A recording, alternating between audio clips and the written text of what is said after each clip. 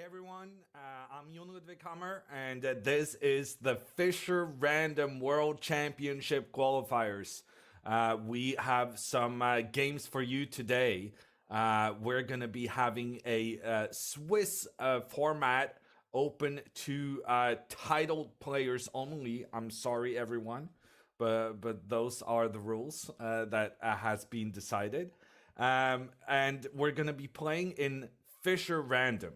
So it's still chess, but there are some special rules, which is that the pieces start randomly along the first rank. And that means also that the castling rules are pretty peculiar. And that we're gonna have some really interesting games with no opening theory today. I'm really looking forward to this. This is the second qualifier here on chess.com. The first one last week was won by Fedoseyev. So he will be going to the championship. Other people in the championship is none other than the current Fischer Random World Champion. It's Wesley So, who won the 2019 final in convincing fashion against none other than Magnus Carlsen, who is then the runner-up and also will be playing in Reykjavik in October on the 50th anniversary of the Fischer versus Spassky match. And you may ask yourself, why is it called Fischer Random Chess? And the simple answer is that Fischer actually did invent this himself. And having the championship in Reykjavik, Iceland, this year, then is just a very fitting occasion. This is how we're getting to the big 8-player championship. We will be having the Swiss format, which means that we're going to be playing 9 rounds. And the top 8 players in those 9 rounds will be going into the knockout stages. The knockout stages will be held tomorrow. And for the final, we're having that on a separate day on Wednesday. So that we get a good, nice final match to decide who goes to Iceland. So it's open to all titled players. If you are a titled player in chat and want to play, you gotta hustle because we're starting in 2 minutes. The time control, 10 minutes per player. You get 2 seconds extra per move. And you may want to spend some of that time on your very, very first move because each game has a different starting position. So you might need to just familiarize yourself with what the heck is going on. That's it for the format, which means the next step would be to take a look at who the competitors will be. And the 2 highest ranked players, surprisingly, I would say, considering the early hour in the US, Danya Naroditsky and also Sam Sevian with the username Konavets have been signed on at this moment, but it's not going to be easy for them. Some other big names in this list: Verdinata, Gawain Jones of England, Alexander Bortnik, a staple of chess.com events, together with Benjamin Bock and other famous players. This is going to be a really tough challenge for all of them. The games will be starting right about now. So I'm going to try and see if I can find the games and put them up on the screen for us to follow. and we got some really interesting first round matchups. And this is the advantage of having these uh, titled player only events. We're actually getting grandmasters playing against grandmasters in the very first round. And we can see the queen is in the corner of the board. That's always a challenge. When the queen is in the corner, that makes for an extra difficult game in my experience with Fischer Random. It's going to be very important to get the queen involved early on. We see here Sevian with the white pieces. He has opened up for his bishop to point in towards the middle, and now he's getting his knight out early. Neither player really focusing a lot on their queen here in this initial phase, but notice the time usage. Can you imagine one of the players spending more than a minute on the first three moves in normal chess? I don't think so. So that is, I think, a good strategy from Dmitry Kollars of Germany playing with the black pieces here. You gotta take your time in the beginning uh, to kind of figure out what plans you want to be using when your pieces are placed very unusually on the board. On the left hand side here, we have the eval bar, and that's going to give us some very important information about how this game is going. And look at this from Sam Sevian early on, bringing his knight up to attack the undefended pawn on c7.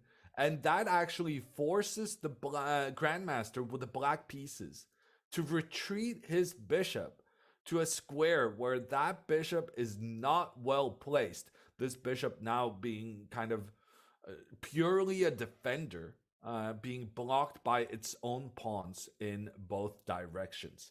And with that, it does seem like Sevian has gotten the best of this opening.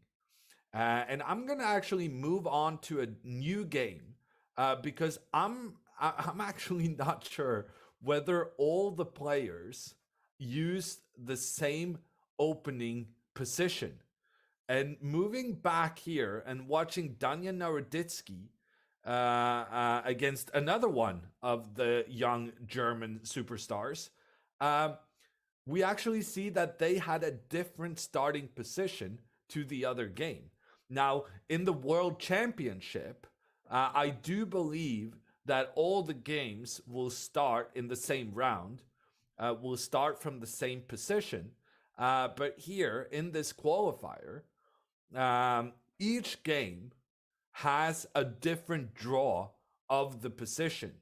And so that means there are 960 different starting positions. And that means every game has a unique flavor to it. And I gotta say, this white play with the pawns in the center of the board looks very nice to me. And to me, it feels like Danya did not have a great opening. But maybe I'm wrong, because the white pawns in the center have now been exchanged off, and Danya is really getting his pieces into great positions in the middle of the board. And not long ago, this center of the board was completely occupied by white's pieces. And now it's just dominated by black, with these bishops on each flank pointing in towards the middle. The queen also involved, pointing in towards white's king. Wow, this is just the turnaround from this position here we had 8 moves ago, when white was completely dominating with pawns in the center, to this situation where black is the one with the central pawns and also more active pieces, is incredible. And it does seem as though Danya Naroditsky, a chess.com favorite, will be getting off to a great start here. Looking good to winning this game as he brings up his knight towards the middle to put pressure in where white's queen is located. So now I'm curious about these other games we got going on as well. What different positions are we going to be seeing there? I'm jumping down to Alexander Bortnik, who's playing against. He's not playing against Akiba Rubinstein, who is a very famous Polish chess player in the early 1900s. But he's playing someone who's clearly a fan of the great Polish legend. And we can see that this position resembles a normal chess situation. In the first two games, we saw crazy play and very unorthodox situations. Here, the kings have castled, the rooks have been played in towards the middle of the board. The queen is in her starting position, and we got a bishop pointing up towards the black king side. If I didn't know any better, I think this was just a normal game of chess. Bortnik has been spending a lot of time here in the opening, but on the other hand, he has managed to provoke black into being very risky in playing the pawn in front of their king 2 steps forward. That's often a long-term problem, and something white definitely will be trying to exploit. I'm going to go back to the Danya game because I felt like this game could be the one to finish early on. Danya, if you go to look at the left-hand side, you can see the eval bar. And normally this one says half white, half black, trying to indicate who's doing better. But right now, it's pretty much all black on the eval bar, which means that black has an overwhelming position, despite the fact that black is not even up on material. Like, it's equal on pawns, on knights, bishops, queens, kings, rooks. It's all equal if you count the numbers, but it's not equal in the placement. And here, the black queen pointing down towards the white king, and especially the bishops and how the bishops are located on the side of the board, but just pointing down the entirety. That is very difficult to deal with for the white player. And Danya here coming in with his bishop. He now has 3 pieces working together, attacking the bishop on e3. And if you lose a bishop at this grandmaster level, you might as well resign. So white is trying to figure out, how can I get out of this trouble? And I would think eliminating this dangerous knight might be on the top of the list of what white can do. However, if this knight is captured, then white loses out on this bishop and its pressure towards the black queen. So this is the kind of bishop you really don't want to trade off. The bishop is honestly white's best piece. It's the only white piece that's kind of pointing towards the black pieces and creating trouble.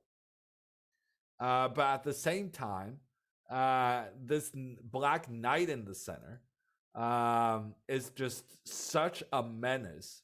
You might have to give away your black piece for that knight, and that kind of solidifies the computer's opinion that black just has a winning position here, despite not having a material advantage. Moving on, we're going to say hello to Mr. Sam Sevian again.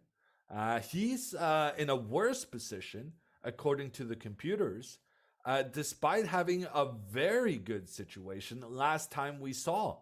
last time we saw, black was being forced back. The knight was well placed in the center. The tables have turned because now black has this incredible bishop. There's no white pawns that can get in a position to chase the bishop away. This is just the most powerful piece on the board. And now black is preparing to move f6 or even f5, but moving this pawn, making a trade with the white pawn in the center to open up for the rook. So the mission here for this black pawn is just die. Black just wants this pawn gone, because then there will be openings and potential for that black rook to point down against the queen and against the pawn. And in conjunction with this really strong bishop in the center, that just spells a complete nightmare for Sam Sevian here with the white pieces.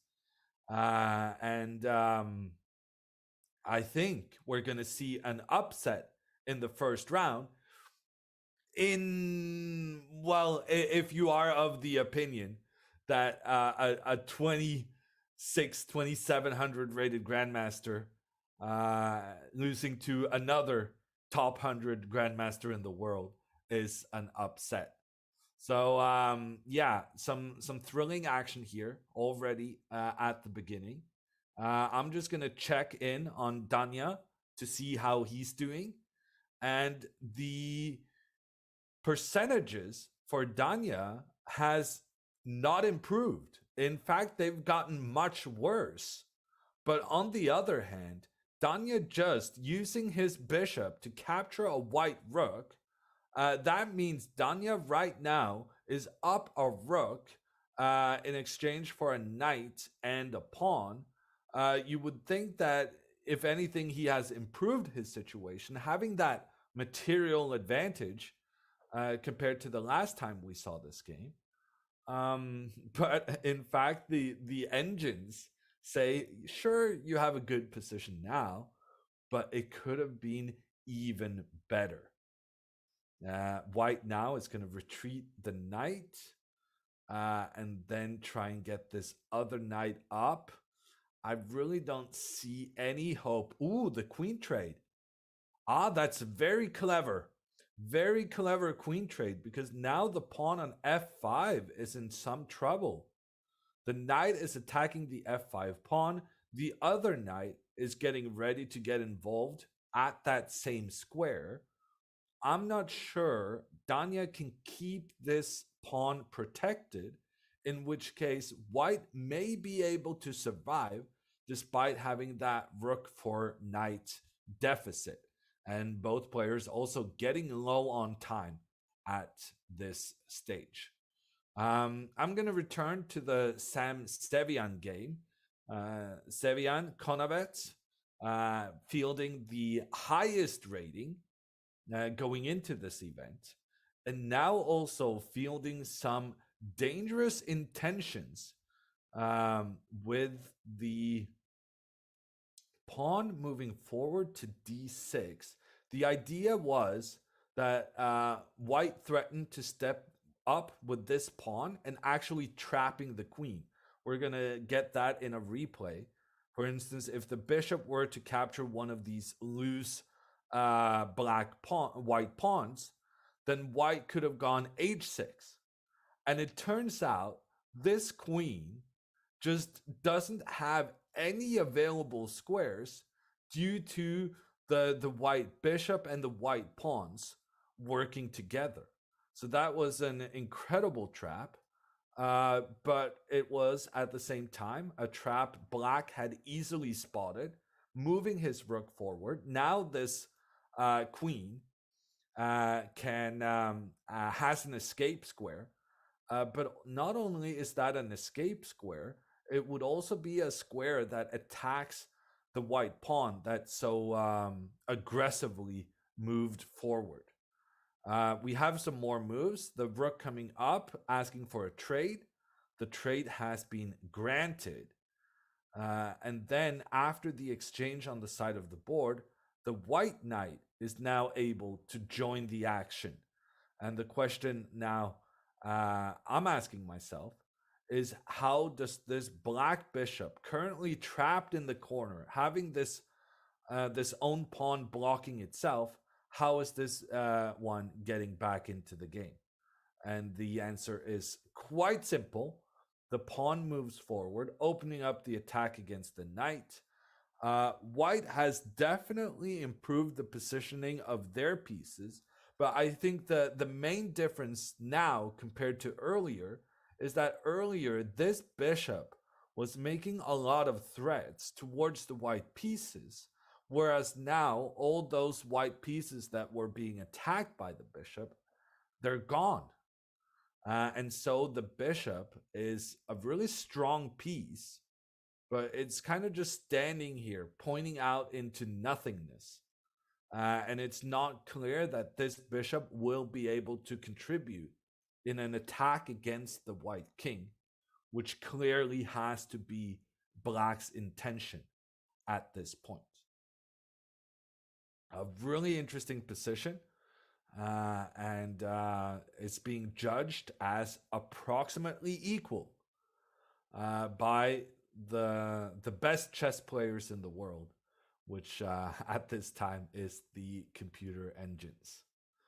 I'm gonna drop over back to the Danya Naroditsky game because here Danya has been able to get his rook and knight into attacking positions. So the current situation is Danya has a rook, while white has a knight and 2 pawns. Or should I say, had a knight and 2 pawns. Because now, surely black can move this rook up, give a check on the white king. The white king will have to move. And now the big question is, what happens with this rook? Oh my gosh, knight e4, an incredible move by Naroditsky, and that decides the game. That's a game winner right there. Knight to e4. So the problem was the black rook was under attack, and if the rook moves away, then you leave the defense of your knight causing all sorts of problems.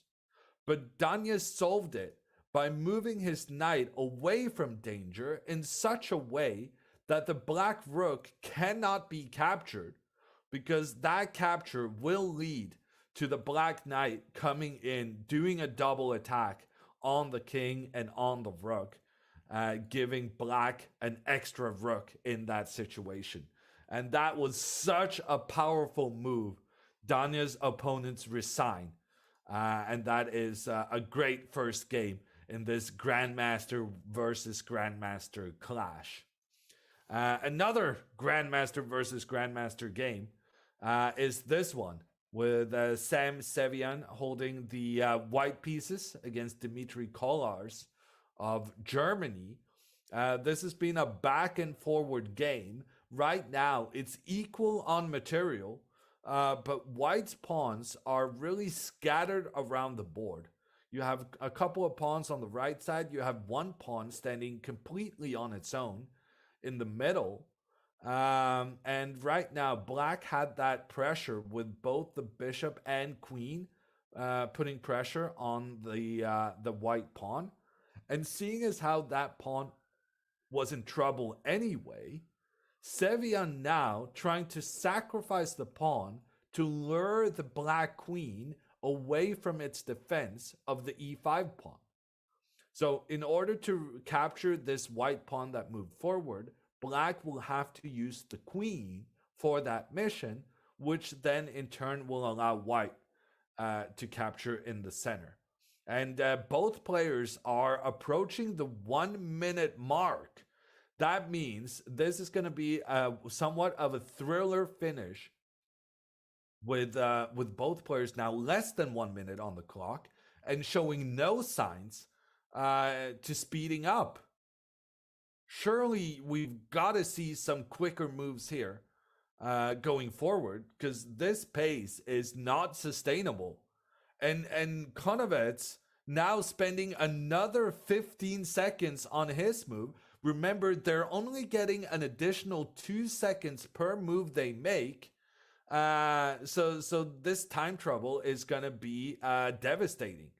There has been a trade of pawns on the side of the board. The black rook getting ready to infiltrate along the side of the board.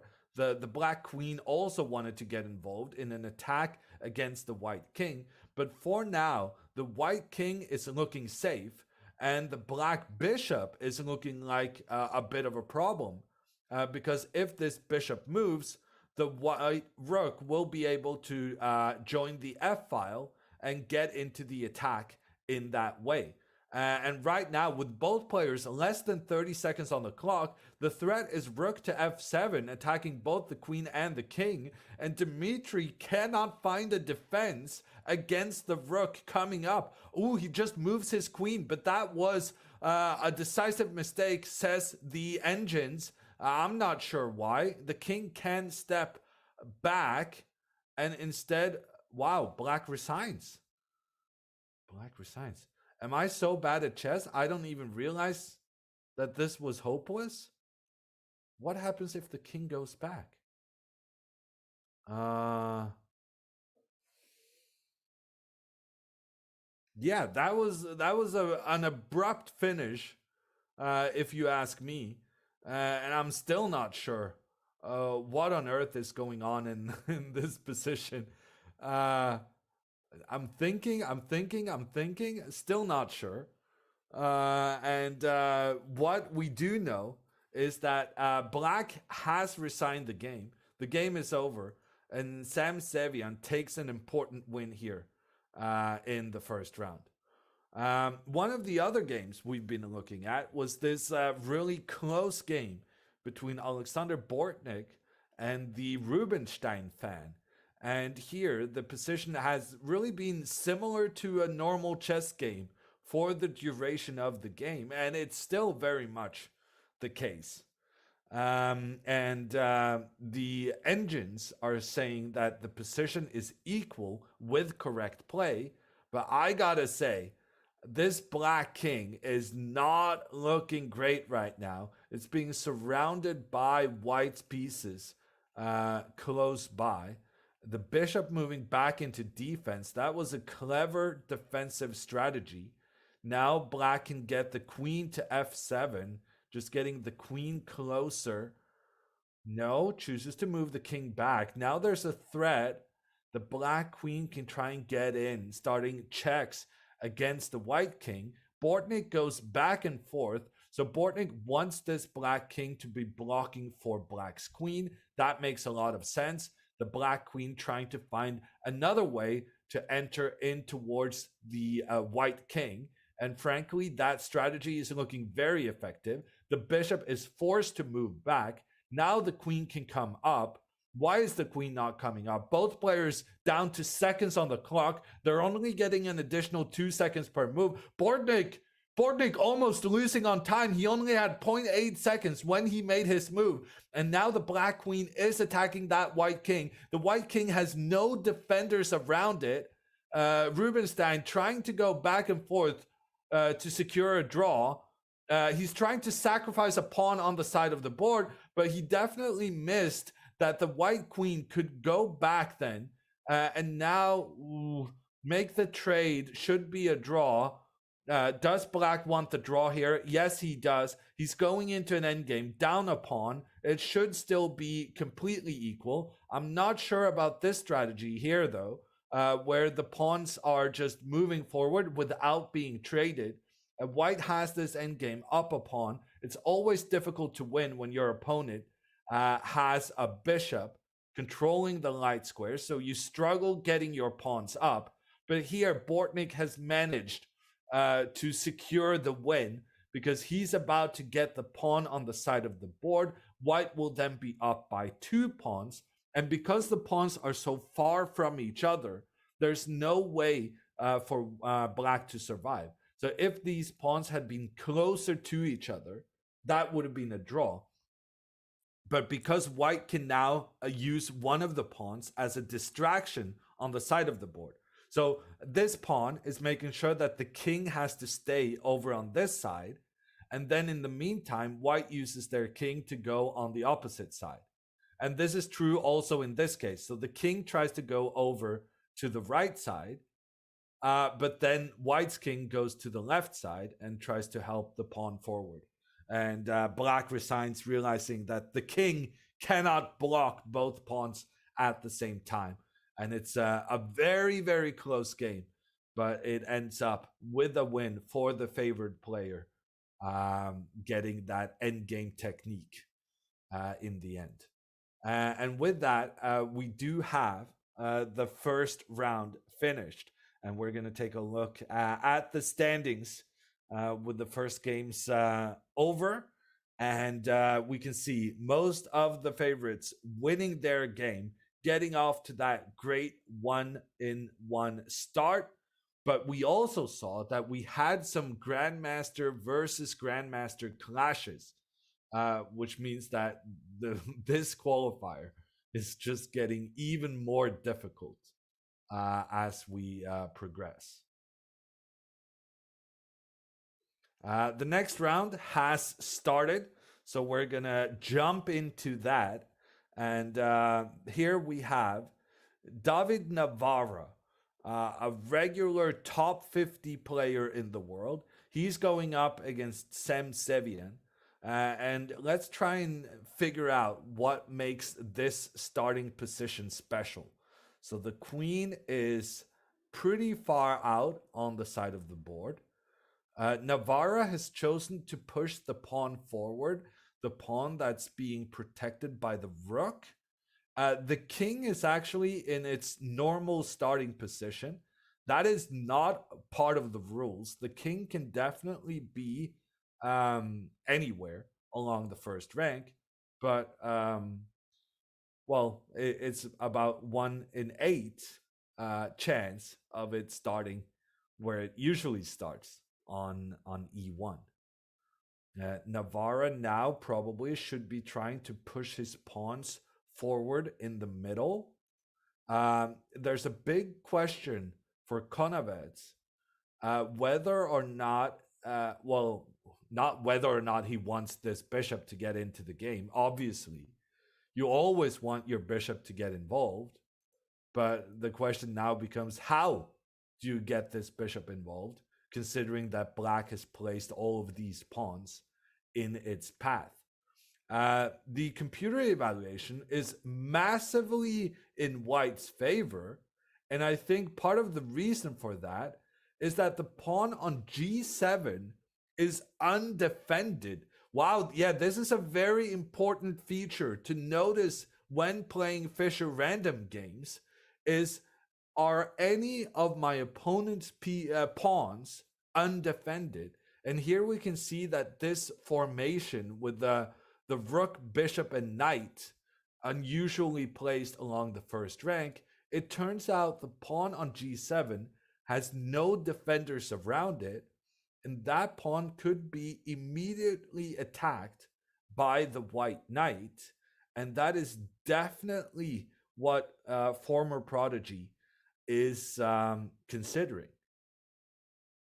But he's spending a lot of time here trying to figure out what happens if the knight moves forward and is trying to give checks in towards the black king. There's also the option of the bishop coming up in the center, also attacking that very same pawn. It turns out white does choose to go with the bishop first. This threat against the pawn, there's really only one defense against it.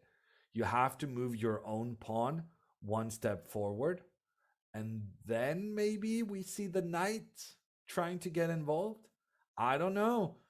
The same rules for opening principles do apply in Fischer Random Chess.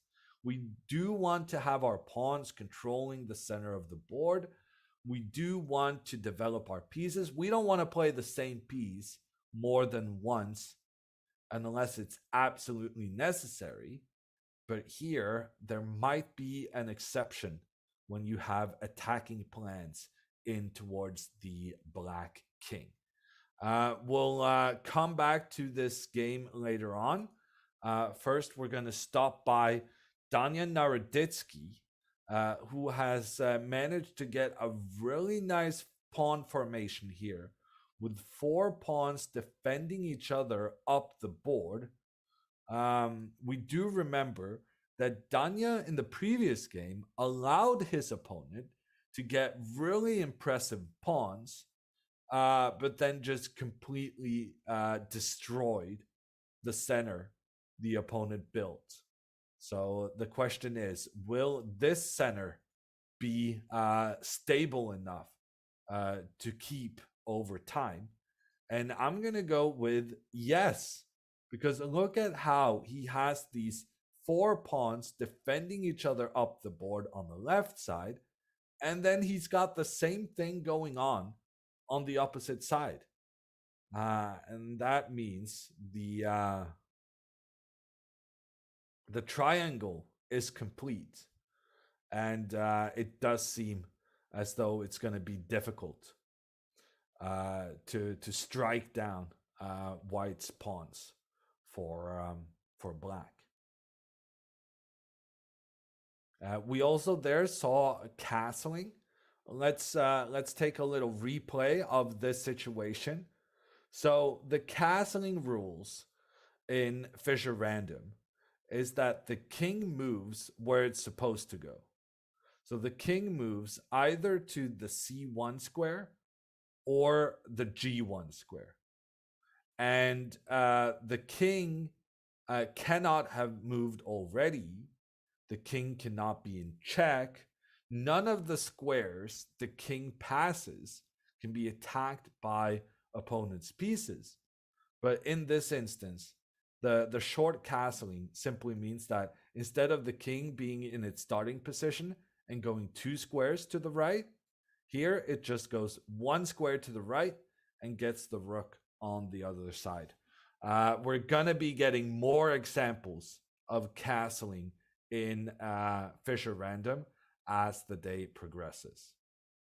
I'm going to move on, and we're going to take a look at Tigger Shilop, who is Gadakamsky, a former world championship contender. He's playing against Vladislav Kovalev, and we can see that the position is surprisingly normal. We can see one player at least has castled. The other player, presumably considering castling next move. That may be why Kamsky moved his queen right now, because he's getting ready to castle. When the rook is already on this f8 square, castling just means that the king will come over to the g8 square. And then normally the king would move, the rook would move to f8, but since the rook is already there, it's just going to be the king moving to the side. So let's take a replay of that. This was the situation, and when you castle, the king 2 to the side, the rook stays put, and the castling has been executed. White tries to push forward in the center, but then the black queen comes in with an attack on the king, attack against the pawn. It does seem as though this position, while currently somewhat better for white, it wouldn't be too strange if it ended up with a draw. And with that, I'm going to jump back to one of the crazier positions we saw out of the opening. This is former prodigy David Navarra of the Czech Republic. He's facing the highest rated Fischer Random player in this field, Sam Sevian. And right now, Sam Konovets is in big trouble, because the knight on f5 is being attacked by the white pawn. White has been very aggressive attacking that knight, but the problem is, if the knight moves back, then there will be openings for the white pieces to utilize that d6 square with what appears to be devastating consequences. The knight comes in, gives a check on the king. There's a trade bishop for knight, after which the bishop will attack both the queen and the rook. And that is a game over situation right there. So instead, after this g4 move attacking the knight, there is instead the trade of bishops, luring the white knight away from its where it wants to go, the d6 square, and instead this knight is used to capture on c5. And now after knight d6, there's an incredible move. Knight takes b7. Knight takes b7. What a move. David Navarra, former prodigy, he may have a bit of a deceptive username here because there's nothing former about him at all. David Navarra is going to find this move no problem. And when he does, he's going to win the game. What a stunning tactic. Let's look at it. Knight takes b7. The idea is that if the knight recaptures, eliminating the black pawn has enabled our bishop to get into play, giving a check on the black king. And when the king moves, the queen will come in to give checkmate and finish the game. Now, if black instead tries to use the queen to recapture, the queen will be protecting the black pawn, but then the queen has left the protection of the knight, allowing white's queen to come in. And not only did white win a pawn in this operation, white now has further pressure on that c6 pawn, and there's no hope of survival. So we're going to stick with this game as former prodigy calculates his options. And I'm pretty certain he's going to find this knight takes b7 strike, which will pretty much win the game right here and now.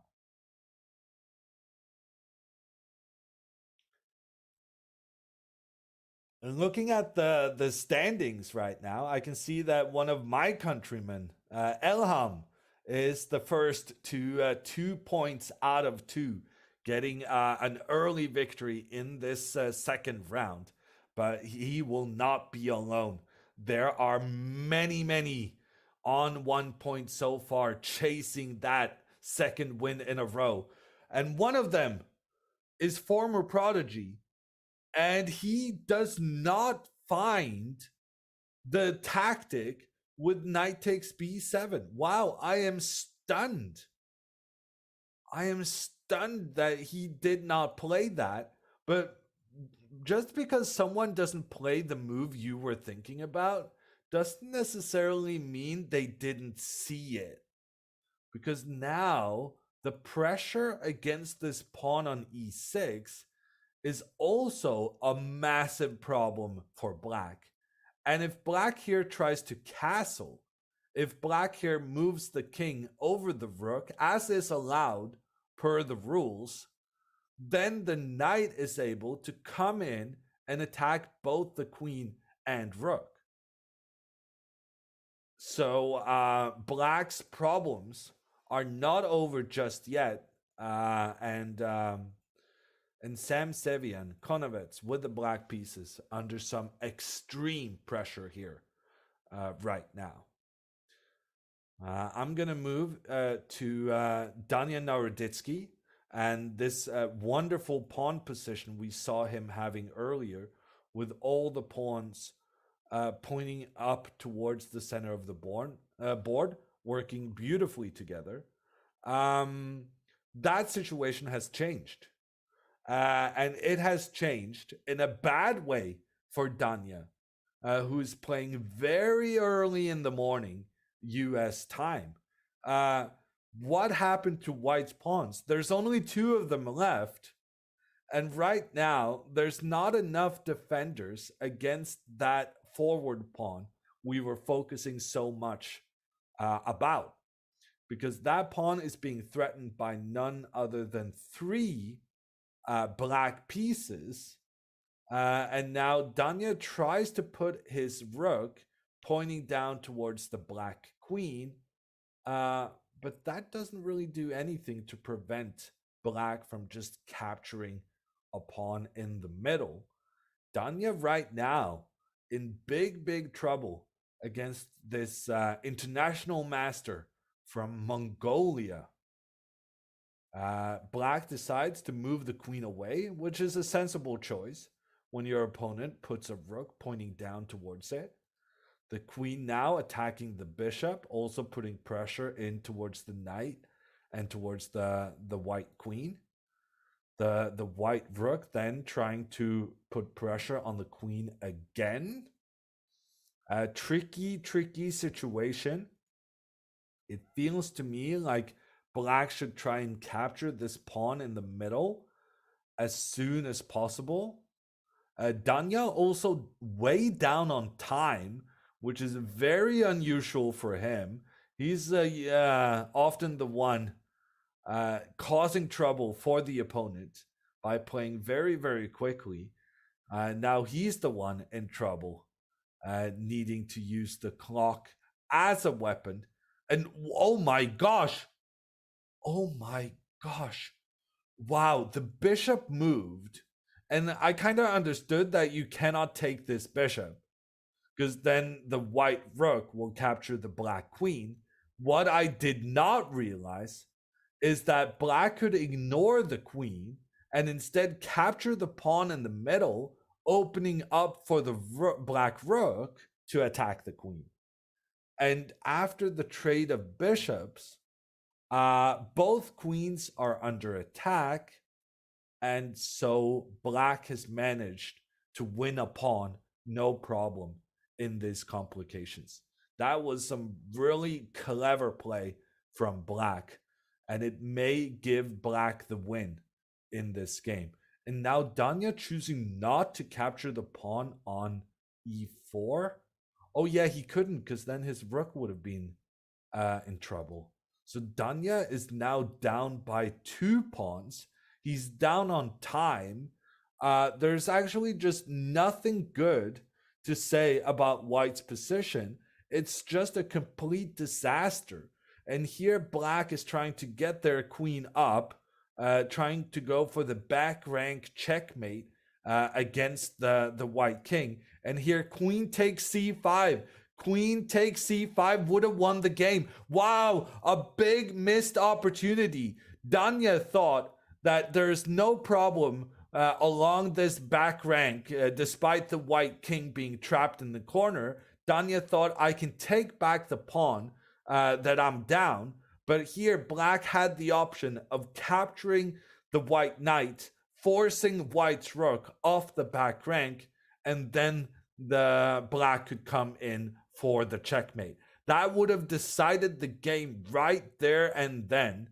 Instead, the trade of queens happened. Black is still up by a pawn, but is a pawn going to be enough at this point? Danya is a really tenacious defender, and he definitely noticed that something was up earlier. He may have some faith that he can defend this situation, despite the odds definitely looking to be against him. And another person who has his odds against him is former prodigy David Navarra. He had a winning position earlier as the black king was in big trouble. And in that position where we left the board last time, Sam Sevian actually did decide to just castle, giving up that knight fork, losing a rook for a knight. But then in the next stage of the game, white just got way too focused on trying to capture pawns, and the white king got stuck in the middle of the board with that black rook pointing down. Greed is about to take another victim, this time represented by Czech Grandmaster David Navarra. And the white bishop on the side of the board is lost. Navarra also very low on time. Black now has a bishop and a knight in exchange for a rook, which is a significant material advantage for black.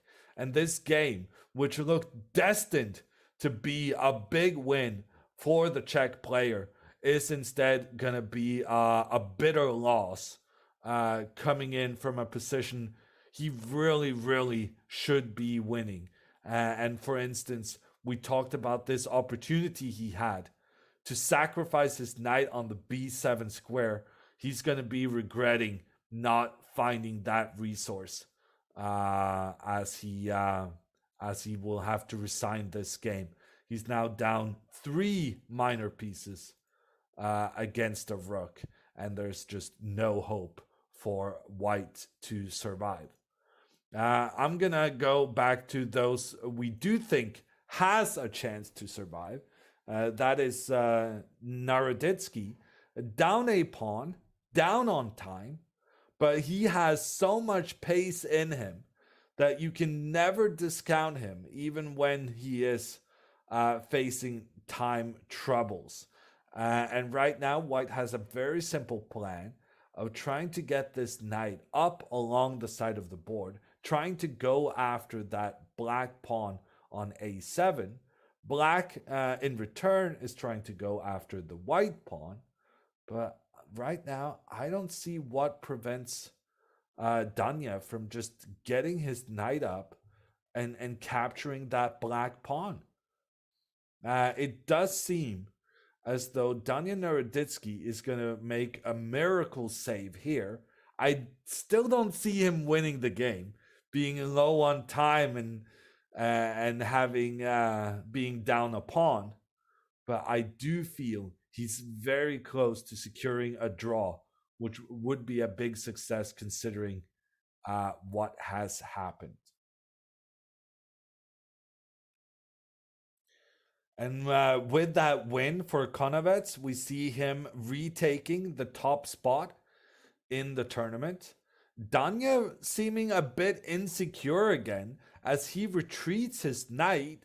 The Black King taking charge now, moving forward in the middle of the board. And now the Black Rook can start capturing the pawn on the side. Yes, the White Rook can capture on the opposite side. But what about the pressure that now will ensue in towards that White King? And yeah, the White King just gets a taste of this attack immediately. There are no queens on the board, but that's not going to stop Black from trying to checkmate White's king anyway. The Black Rook now will go in a position to attack the knight, attack the pawn. No, he just attacks the knight. The knight retreats. And white, wow. Black just completely blunders the main asset in the position, which was that extra pawn on the side of the board. Yes, Black manages to get one of White's pawns on the king's side, but that may not be enough because now all the pawns are on one side of the board. That does make the defensive task much easier. Although it must be said, Black's king coming up here, going after that remaining white pawn, that does feel like it's still going to be a struggle for white to survive this. Danya down to 18 seconds. His opponent about to be at 1 minute. The white rook defending the remaining pawn from the side, also then making sure that the Black King cannot get closer to that pawn. The Black King instead retreating, but now the knight is jumping around, and this knight could potentially win the game for Naroditsky. How often do we see one player being very close to winning and then kind of messing it all up towards the end? This could be one of those classic comeback victories as black is getting very low on time. Naroditsky now playing more confidently than he has been previously in this game. Black down to just 20 seconds on the clock. Naroditsky trying to figure out how he's going to chase black's pieces. Moving the rook to attack the knight would have been my choice. Instead, the rook coming up, protecting the knight, leaving this pawn undefended. The question is, how are you going to keep this guy under control moving forward? I'm not sure. Naroditsky is not sure because he spent a lot of time thinking there before making a spectacular move. The knight coming in, capturing a pawn that was defended by both pawn and knight. But in these ensuing exchanges, white will get the last black pawn, and it's going to be a draw. The rook will sacrifice itself to prevent white from getting a new queen, and then you cannot give checkmate with just a knight remaining. An exciting game. Naroditsky there coming very close to losing it, but he saves it. And that was also the final game of round 2. Looking at the standings, we now have 9 players on a perfect 2 out of 2, which really shows how close this tournament is. This is going to be contested to the end.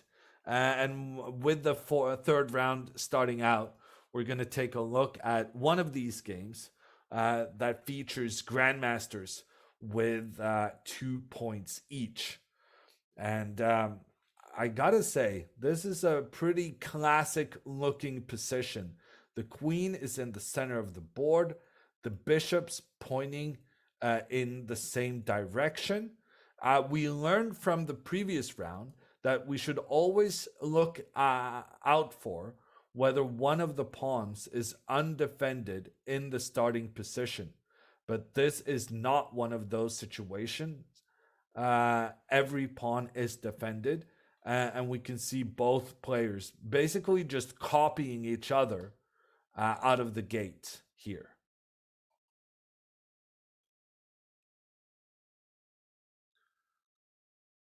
So, white gets a little initiative in the center because when white moved their pawn 2 forward, black couldn't do the same because that would have just led to captures being made. And like, if you just copy the opponent in all eternity, at some point you're gonna end up in a situation where the opponent captures one of your pieces and you're not allowed to copy because it's check or similar. So the copycat strategy is viable for some time, but you can't do it for the duration.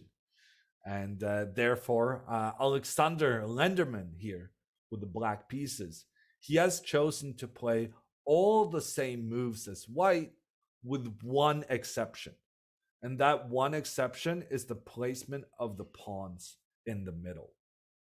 I mean, if he's trying to be funny, he would probably continue playing the very same moves.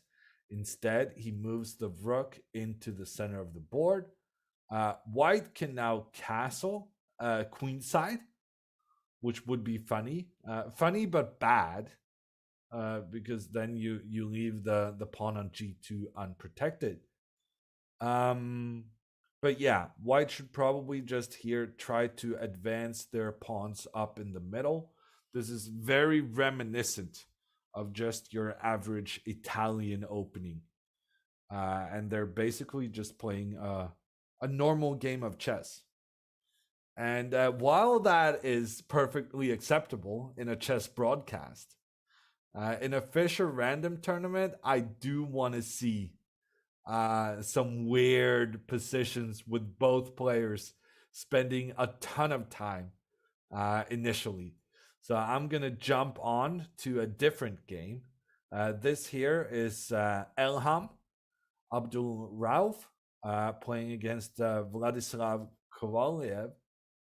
And yeah, this feels kind of normal as well. And then they agreed to a draw. Um, okay. I guess we're not going to waste any more time looking at this when they just agreed a draw. It did feel as though white was better because the white's king was definitely safer than black's king. On the other hand, when looking at the eval bar on the side of the board, the computer was preferring black for some reason I don't really understand. But yeah, this game has been agreed a draw, which means the players playing it will have first place for a moment until we can find more winners with the players on 2 points out of 2. And one of those winners may be Lim Le of Vietnam, because this white knight has nowhere to go. The knight's retreat is being protected by the black pawns. I don't really understand what would cause white to put the knight in such a precarious situation. But what's done is done. And this knight is facing some serious consequences for its adventure. And otherwise, other than the knight being very strangely placed, this just looks like a normal game of chess. Both players with the fianchettoed bishops, both players having castle to the king side. Yeah, this is basically just chess. I wonder how they managed to do that out of the starting position. Yeah, so it was weird. It started out weird, and then it became normal after some time. I'm gonna keep moving on because I still want to find some like really tricky position. And we're now gonna go to Daenerys against Red Nova, and wow, even here it looks like a normal game of chess. Both players have castled their kings. The queen is standing normally on its initial square.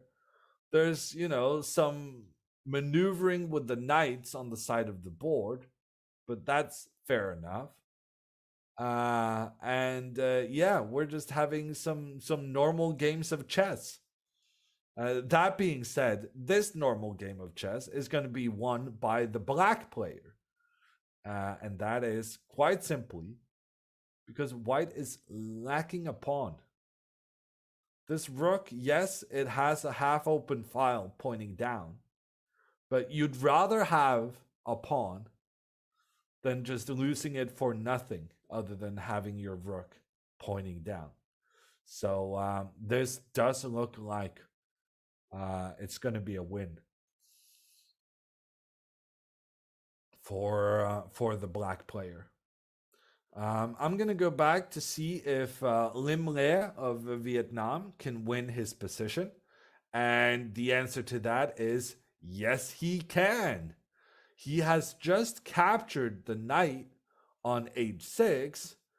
White thought he was being very clever because he thought, oh, I went up with my pawn so that my knight can escape from its poor fate. But instead, Lim Le has chosen to capture the knight. And when that knight is recaptured, the pawn will block the coordination between the queen and bishop.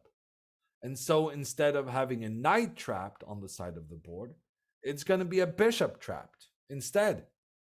But yeah, trapped it is. Lim Le is going to be the first player of this tournament at 3 points out of 3.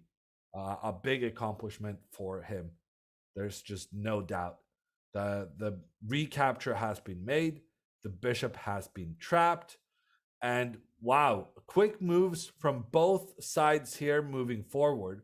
White realizing that you're going to lose the game if you just miss out on your bishop, white chooses to sacrifice a rook instead.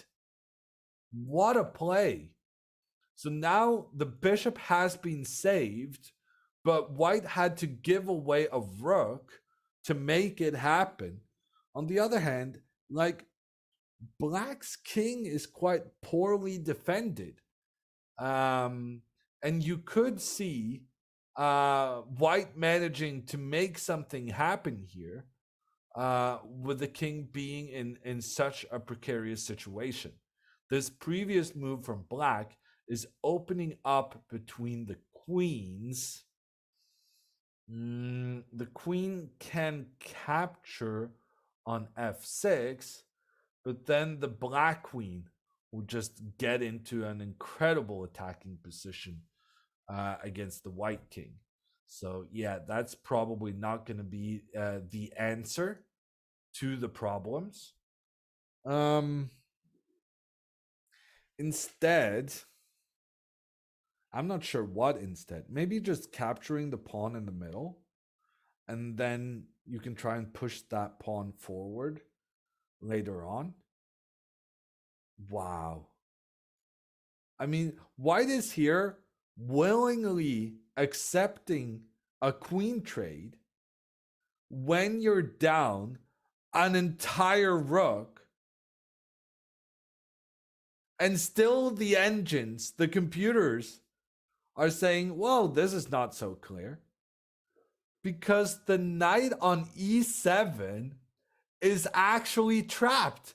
The knight has no safe squares it can go to, because if it retreats along the back rank, then the rooks are no longer defending each other, and then the white bishop can just capture the rook.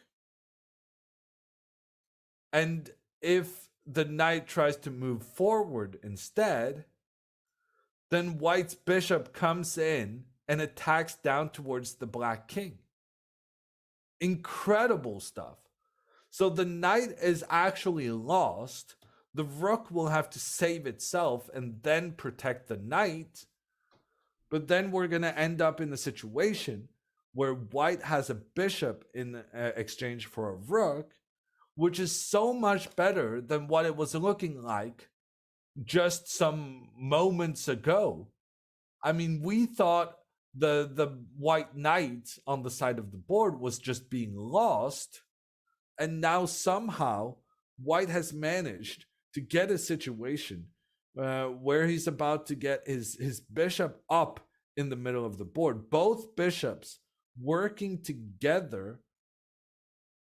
An incredible turnaround here. And now Lim Lei has to be careful as not to lose this game, because even though he does have a rook in exchange for a bishop, white has 2 pawns more. And pawns can become new queens. So I don't know.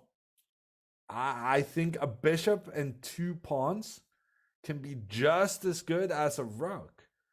And this game is suddenly wide open. Okay, we're gonna switch over and take a look at some of our other fights. Here we have that game between Alexander Lenderman and Sam Sevian Konovets. And Sam Sevian has sacrificed a lot of his pieces. He is down a total of 2 knights. I'm noticing in this tournament that people are sacrificing like madmen, really going all out for those wins. And yeah, 2 knights is such a big advantage. Like 2 knights is massive. Is that going to be enough to win the game for Lenderman? His concern is that the black king has no pawns in front of it to defend, and the white queen is very well located to attacking the king. And now after knight to f4, the move h5 is an absolute must for white here. Trying to just increase the pressure on the defensive knight. But maybe it's okay. Maybe black can get away from it. Yes. I see how. After the move h5, black wanted to go queen e7. Black just wants to trade queens.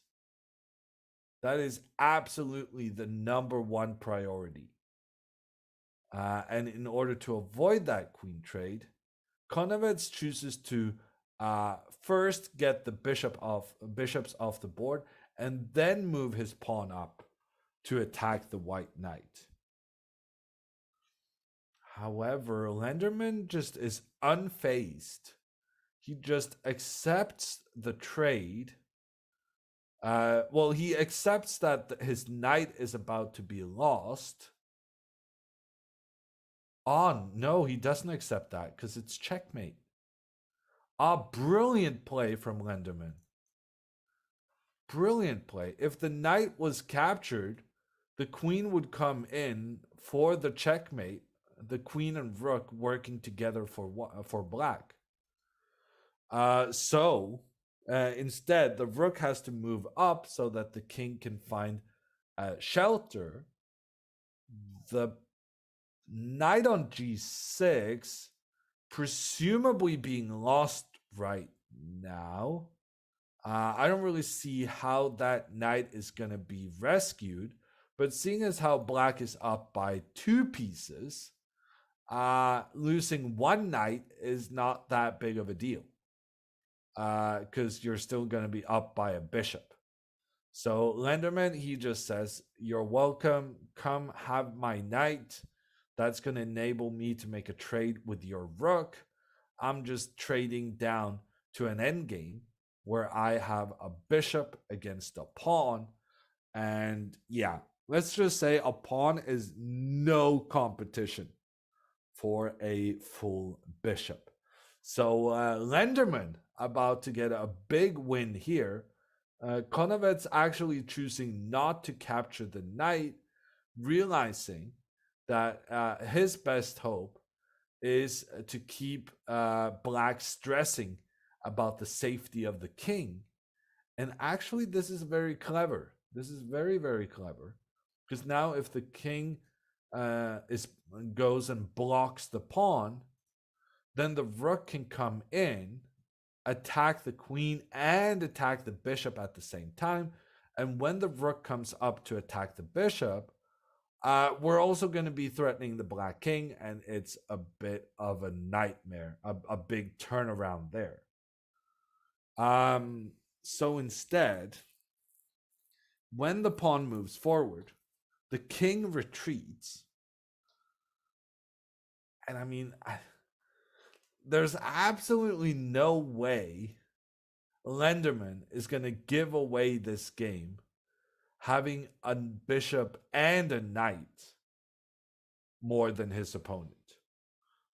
So yeah, queen takes d4. That's a nice centralizing move. The queen captures a pawn, but honestly, the pawn was not the most important part there. The most important part is that the queen is now helping defend towards the black king. And now black can just move the king forward, then get the rook in, and life is good. So Lenderman is going to win this game. He's going to go to 3 out of 3. Let's see if any of the other players can make 3 out of 3. And one candidate for comeback. Wow. We just came in to witness a situation where the computer engine said, this is absolutely massive. White is going to win the game. And it's not too strange that the computer was so optimistic, because here white had the option of moving the pawn forward and getting a new queen. But instead, white chose to defend their own rook. And now this black rook could go over to the side of the board to stop the pawn? No. Now we're sacrificing our bishop. Oh, we're sacrificing our bishop so that the black rook comes in to defend against the pawn. So this was actually a pretty good try from the player with the white pieces. It was pretty close to being a situation where just you said, I don't want to promote immediately because I think I can get that promotion later on. But Limley fins the refutation. And this has been a spectacular game where first black was winning, then it was equal, then we came back into it and white was winning. Now the computer thinks black is winning again because he has a rook against a bishop, and that's going to force a resignation. Rook to a5, a brilliant move, asking for the trade of rooks, because when the rooks are traded, white will not be in a good situation to manage to protect the final pawn on the side of the board.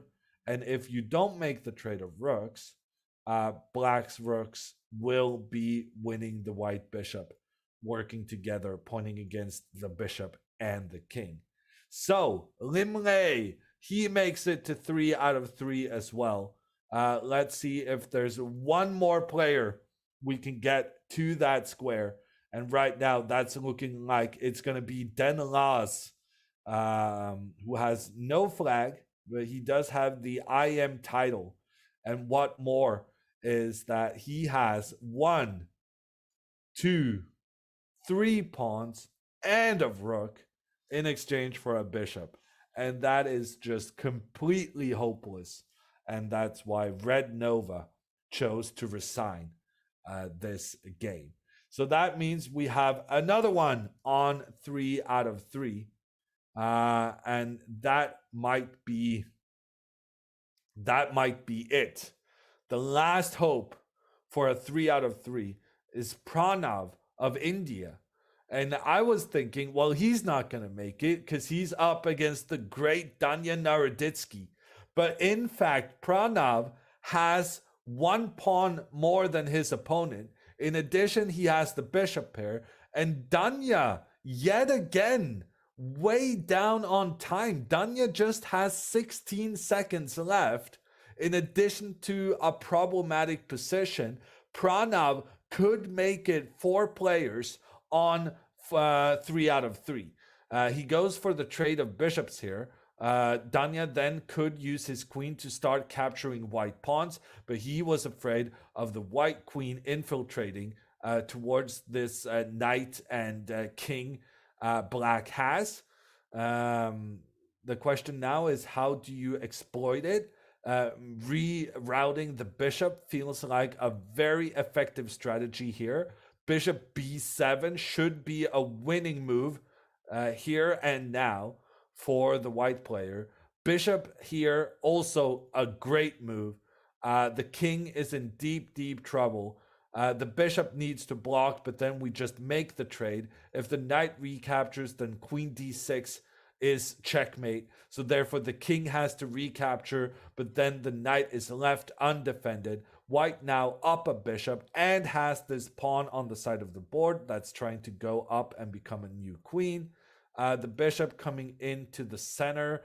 Danya, seconds on the clock. He has nothing that he's going to be able to stop white's domination. White even picking up another pawn. At this point, it's just a clean bishop more for white. And Pranav of India will confidently win this game. He can just capture this bishop because then he can move his queen back afterwards. There's nothing to be concerned about. Pranav making it to 3 out of 3. And that means we have a clear situation in the top, with some players getting off to a fantastic start. I will remind everyone that after this game, we will have a fair play break. Break both for the commentators and the players. but also so that we can ensure that all games are being played fairly without anyone cheating. And that's going to happen just as we catch the end of this game. The white pawn on the side just pushing itself forward to becoming a new queen. The lone black queen could not stand up against it. And Daniel Naroditsky is in trouble. He's going to struggle to make it to the top 8 who qualifies to the knockout stages. But we'll find out more about who takes it to the next round after this break.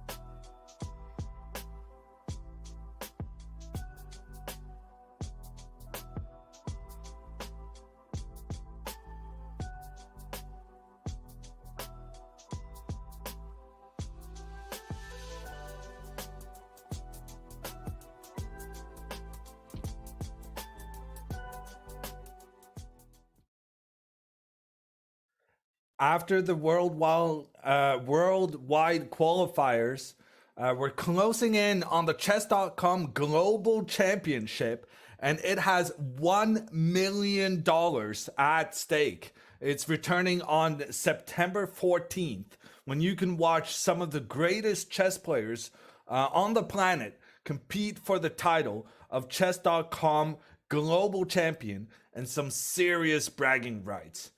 You can type exclamation point CGC in chat for more information. And with that, we are back with the Fischer Random Chess World Chess Championship qualifier. We are looking for people to join. Wesley So, Magnus Carlsen, Jökvaj Gretarsson, and other qualifiers to play the World Championship in Reykjavik, Iceland this fall. And to do so, we're having this Swiss tournament where the top 8 finishers will be moving forward to the knockout tournament taking place at the same time tomorrow. So those are the stakes.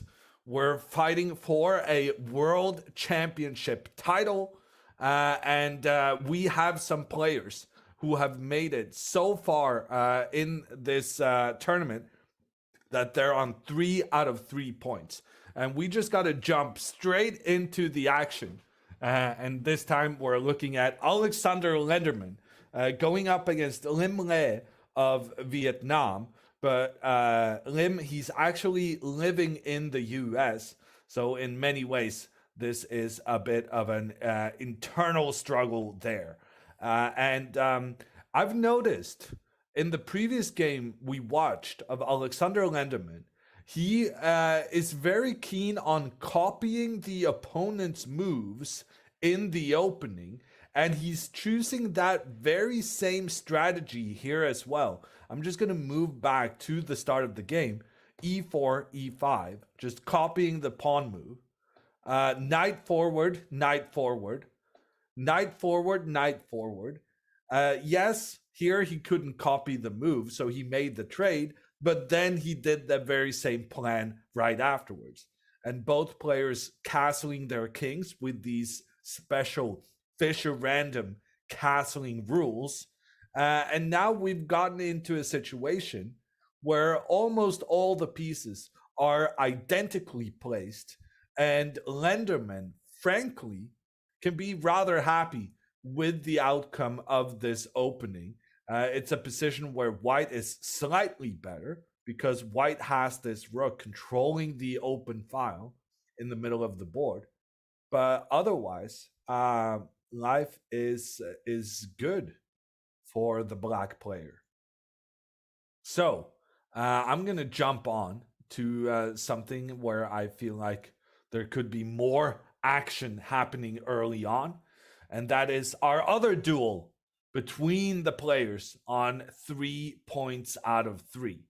And here we've had an early pawn sacrifice. Black is missing a pawn, but on the other hand, he opened up for both bishops pointing down the board, and also the black rook is involved pretty early on, pointing down the board, having created these doubled pawns on the side. Because doubled pawns, one of the advantages of those is that you then have more openings for the rook to influence the game. That being said, though, I gotta feel like this bishop on a8 right now is being blocked by an amazing white pawn. This white pawn is protected by another white pawn. And like there's a formation of black's pawns that are just taking control of the light squares in the center, and thereby just shutting out the black bishop in the corner. So I gotta say that extra pawn for white is looking pretty juicy. Not because it's an extra pawn, but because what that extra pawn is doing. that extra pawn is single-handedly taking out the black corner bishop, and that is a major accomplishment. Here we got to see also an example of how the king castles to the queen side. So the king side castling would be moving the king to the g1 square, and the queen side castling is moving the king to the c1 square. And then the rook is moved on the other side as in normal chess.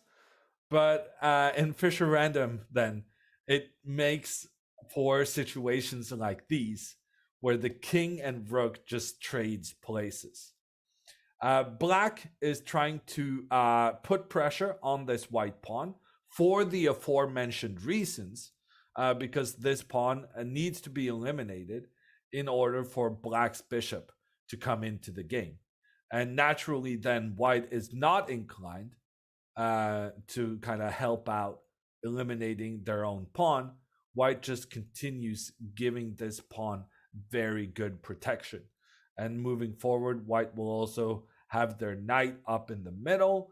Then the rook will come over, start attacking down towards the black queen and the black pawn on that side of the board. To me, it feels like white is just winning. But my plan has been prevented, and that's probably the point of this f4 move. It prevents the white knight from getting that sweet central location.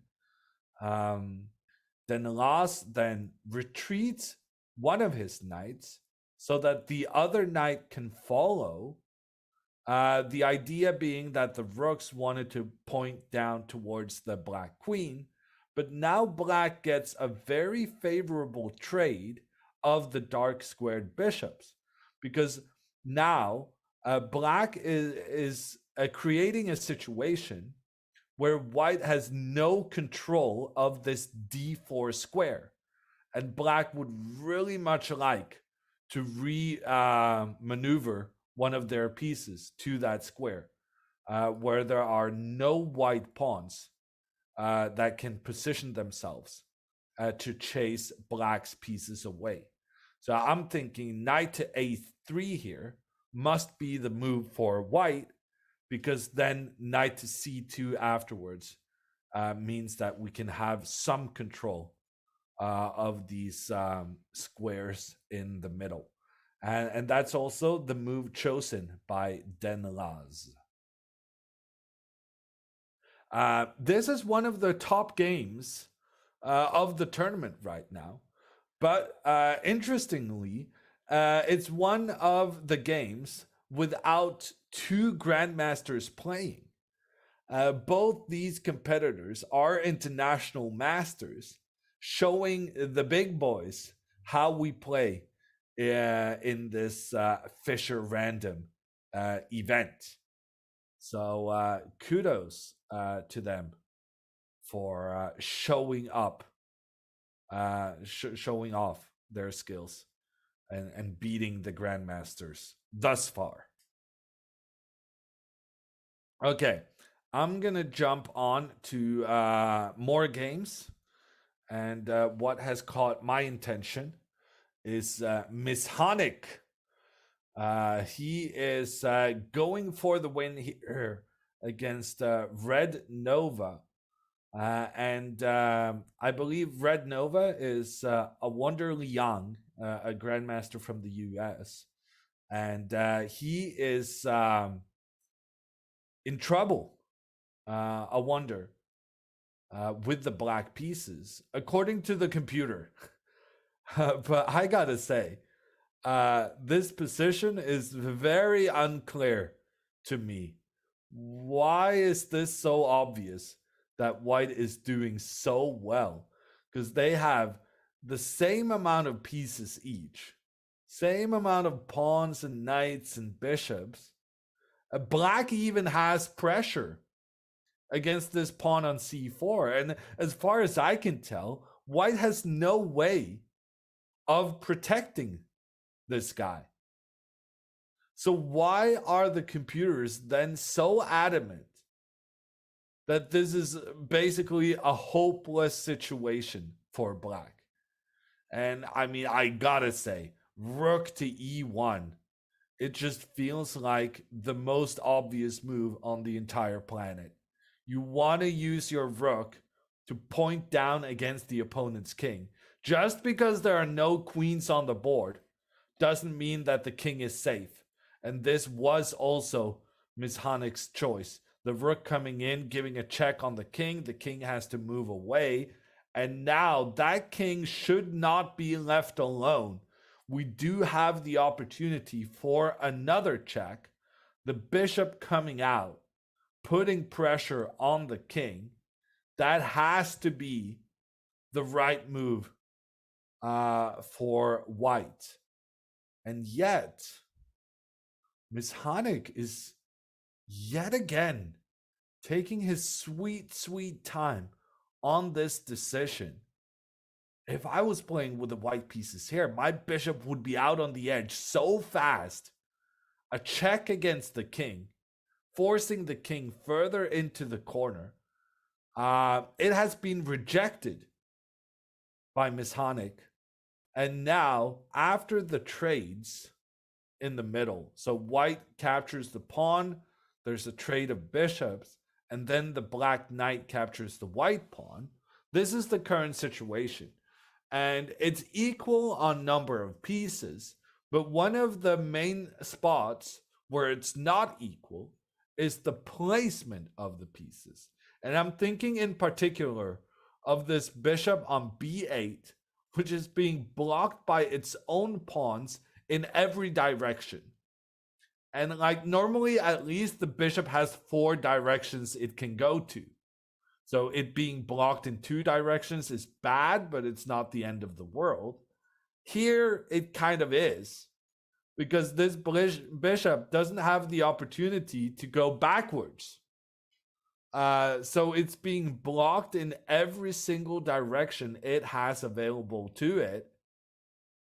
And yet, I'm not feeling confident that white is going to win this game, because he's spending so much time, and Ms. Honeck is clearly struggling finding a continuation he's happy with. So I think we're going to get back to this game as they get closer to the time scramble, because these guys are spending so much time. There's absolutely no chance they're not going to get involved in a big fight when they're low on time. We're going to go back to Pranav, who we saw at the end of the previous round getting a very important win against Daniel Naroditsky.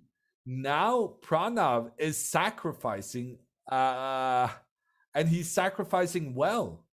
First, in the opening, we saw that black had sacrificed a pawn with what we kind of felt was dubious compensation. Pranav has taken it one step further. Now he is not only down a pawn, he's also down a rook in exchange for a bishop. And frankly, the bishop is completely out of play.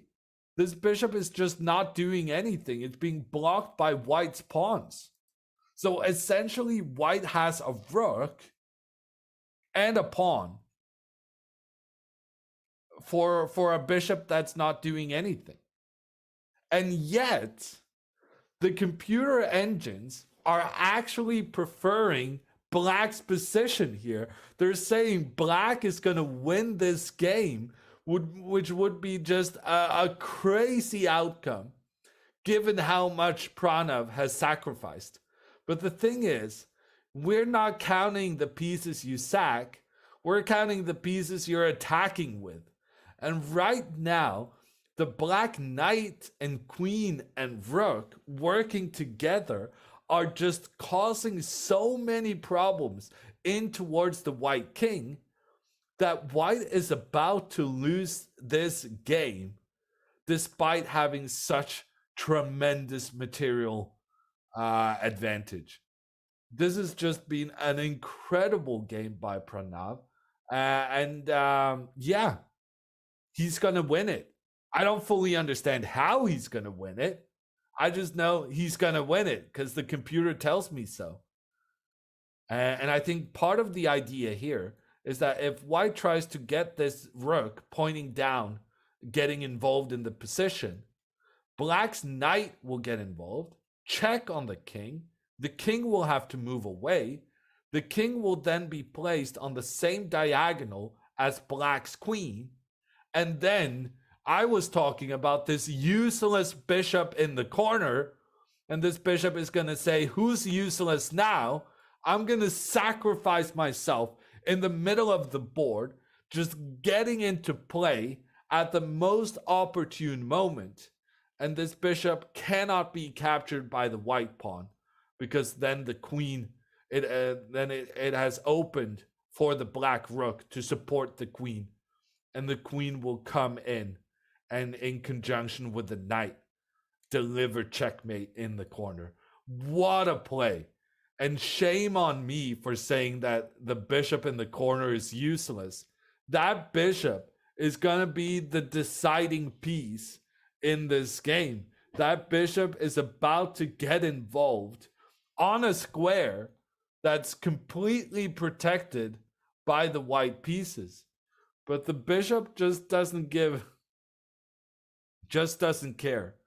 The bishop is just going to sacrifice itself to showcase the power of the knight, rook, and queen.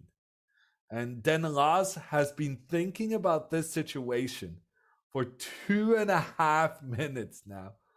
But as we know, looking at the engine's evaluation, we just know there's a reason he's not finding any good defensive plan here, because there is none. It turns out, despite being down a rook and a pawn in exchange for a bishop, the attack on the dark squares, notice how black has the rook on a dark square, the queen pointing in towards the dark squares as well. The dark squares are just collapsing for white. And that's why putting all your pawns on one color here on the light squares, when you don't have a dark squared bishop to cover what the pawns are leaving behind, that can just be such a big issue. And the black knight is coming in and capturing a white pawn. The knight then retreats back. White now surely should try and trade. Doesn't do that. And now I feel like I so want this bishop to get involved. But at the same time, it's so much easier to sacrifice the pieces when you're just doing commentary instead of having to be the one suffering with a bishop less on the board. It turns out the move Pranav played was just as good, if not better. And there the bishop comes. Yay! The bishop in from the corner, sacrificing itself. The bishop cannot be captured because then there will be trouble. And the bishop capturing the rook in the corner. White just got overwhelmed on the queen side. The white king couldn't withstand all the pressure. And Pranav moving to 4 out of 4. And he may be the only player to make that accomplishment, because in the other fight between the players on 3 out of 3, that game is looking like it might be a draw. Alexander Lenderman with the black pieces has played a very nice defensive game. He's still under a little bit of pressure because white's king is more actively placed than black's. Just as I say that, the king just retreats. My timing somewhat off. The white king is considering going up into an attack here along the side of the board. The black king is saying, okay, if you're going on this side, I'm just going to stick around and protect. So they go back and forth. Now the knight is coming up. So by the looking at Limle wanting to go, no, Lenderman with the black pieces, he wanted to go back and forth. But Limle with the white pieces, he's choosing to go in another direction. And that tells us that it's definitely the player with the white pieces who's chasing the win here right now. The black king avoids the square e7 because then the knight would have been able to come in, attacking both the king and the pawn in the corner. Limle here moving the bishop forward. Okay, I guess he's just trying to get his bishop in an even better position in the middle of the board. White has to deal with these knights. The knights can be really annoying, especially when you're low on time. The black knights now closing in towards the white king, trying to get an attack. Well, maybe not attack, but at least distract the white king from its duties. Limle is taking a lot of time here. And yet again, he chooses to go away from the middle of the board to instead moving up along the side. And that has turned it around. Lenderman moving very quickly as he starts to attack the white knight. Lenderman now arguing that this white knight, even though it managed to capture an important pawn on the side of the board, Lenderman is now saying that this knight is out of play and that black has excellent chances to win the game because of the problematic positioning of the knight. And yeah, it's difficult not to agree with him. The king is coming over. The white knight is lacking retreat squares. And it's going to have to sacrifice itself. No, the knight is not sacrificing itself. Okay, so the pawn moving forward takes control of the b6 square. Then black cannot get in with the king. But what black can do is just eliminate the bishop and then go with the king. White still has hopes here, though, of survival if you can get rid of the rest of the pawns. But you cannot. Lenderman with the knight coming in, attacking the pawn. Not only does the knight capture one of white's pawns, crucially, it also protects the black pawn. And Lenderman, after a tenacious defense where he was definitely the one hoping to make a draw, he takes the one opportunity he was offered, and he goes ahead and wins the game. And with that, he remains on a perfect score, 4 out of 4, together with Pranav. He's looking good to qualify to the knockout stages of this event. Okay, we're going to jump in and catch the end of some of the other games.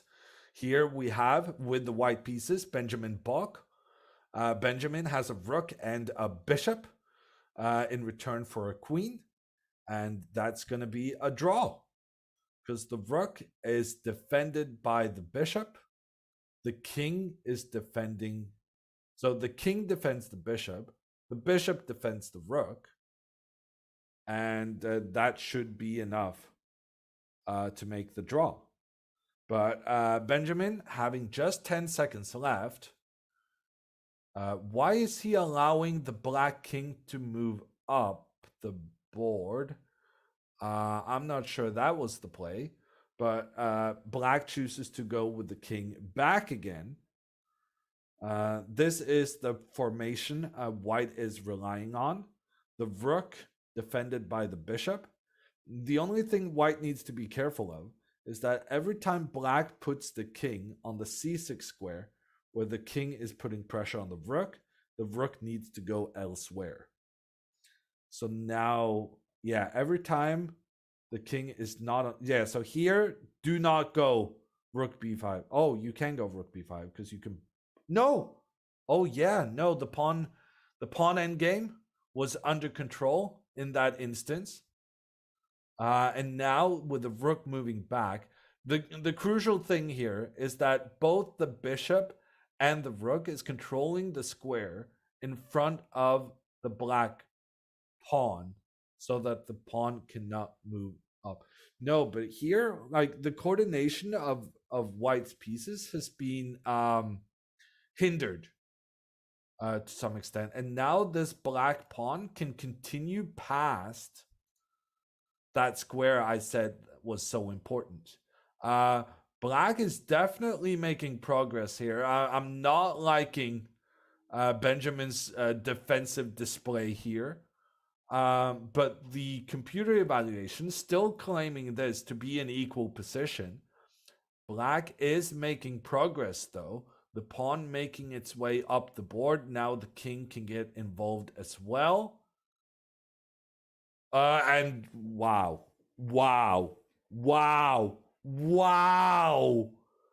Black just blunders the queen. And look at Benjamin's reaction. He cannot believe what he's just seen.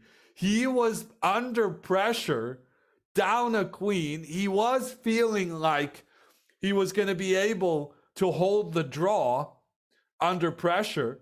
But instead, it's the player not under pressure who ends up giving up the queen for absolutely no good reason.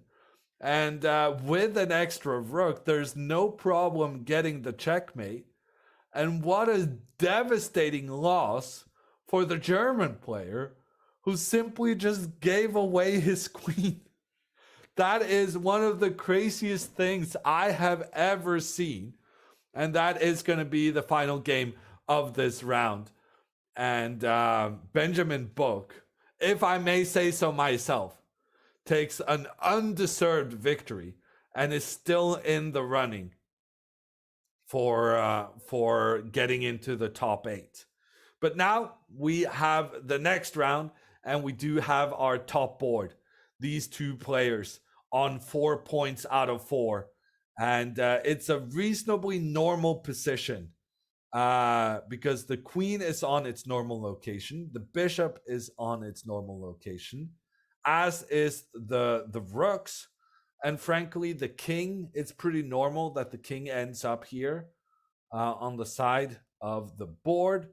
So yeah, this is basically looking like a game of chess, which is essentially what Fischer Random is all about.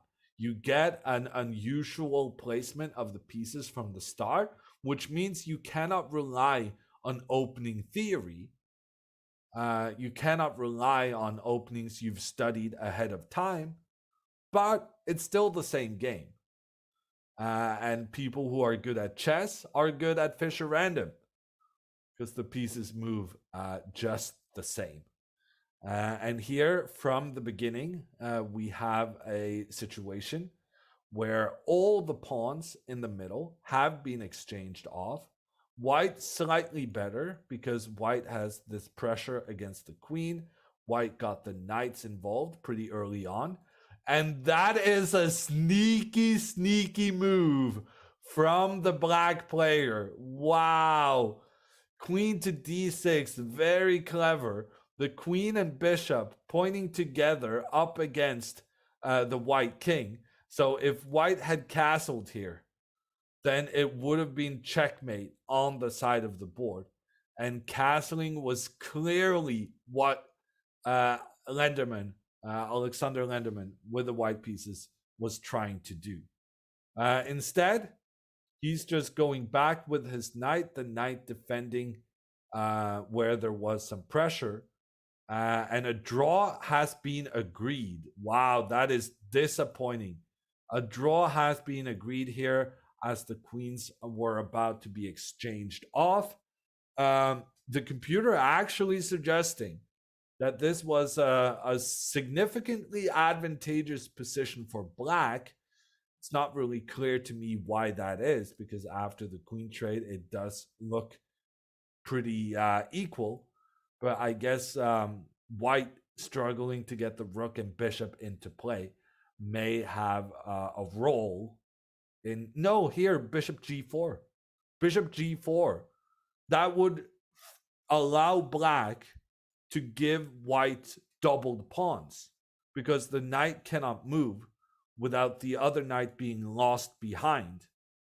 So yeah, here after knight f3, a draw was offered and accepted.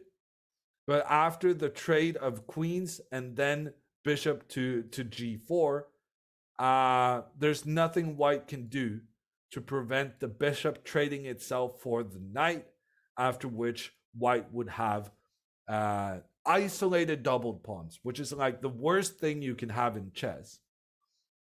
The pawns cannot be defended by other pawns, and they're also kind of standing in each other's way. So that was a missed opportunity for Pranav, who could have gotten an advantageous endgame, and instead chooses to go for safety and go for the draw, keeping the lead in the tournament. And that means we're going to have to take a look at some of the players trying to get up on that same 4.5 point score. And some people trying that, or one of the people trying to do that, is Kovalev. In fact, looking at the standings now, I'm realizing Kovalev is in fact the only player who can make it to 4.5 out of 5. But that's going to be a struggle because he's facing some very fierce opposition here in Alexander Bortnik.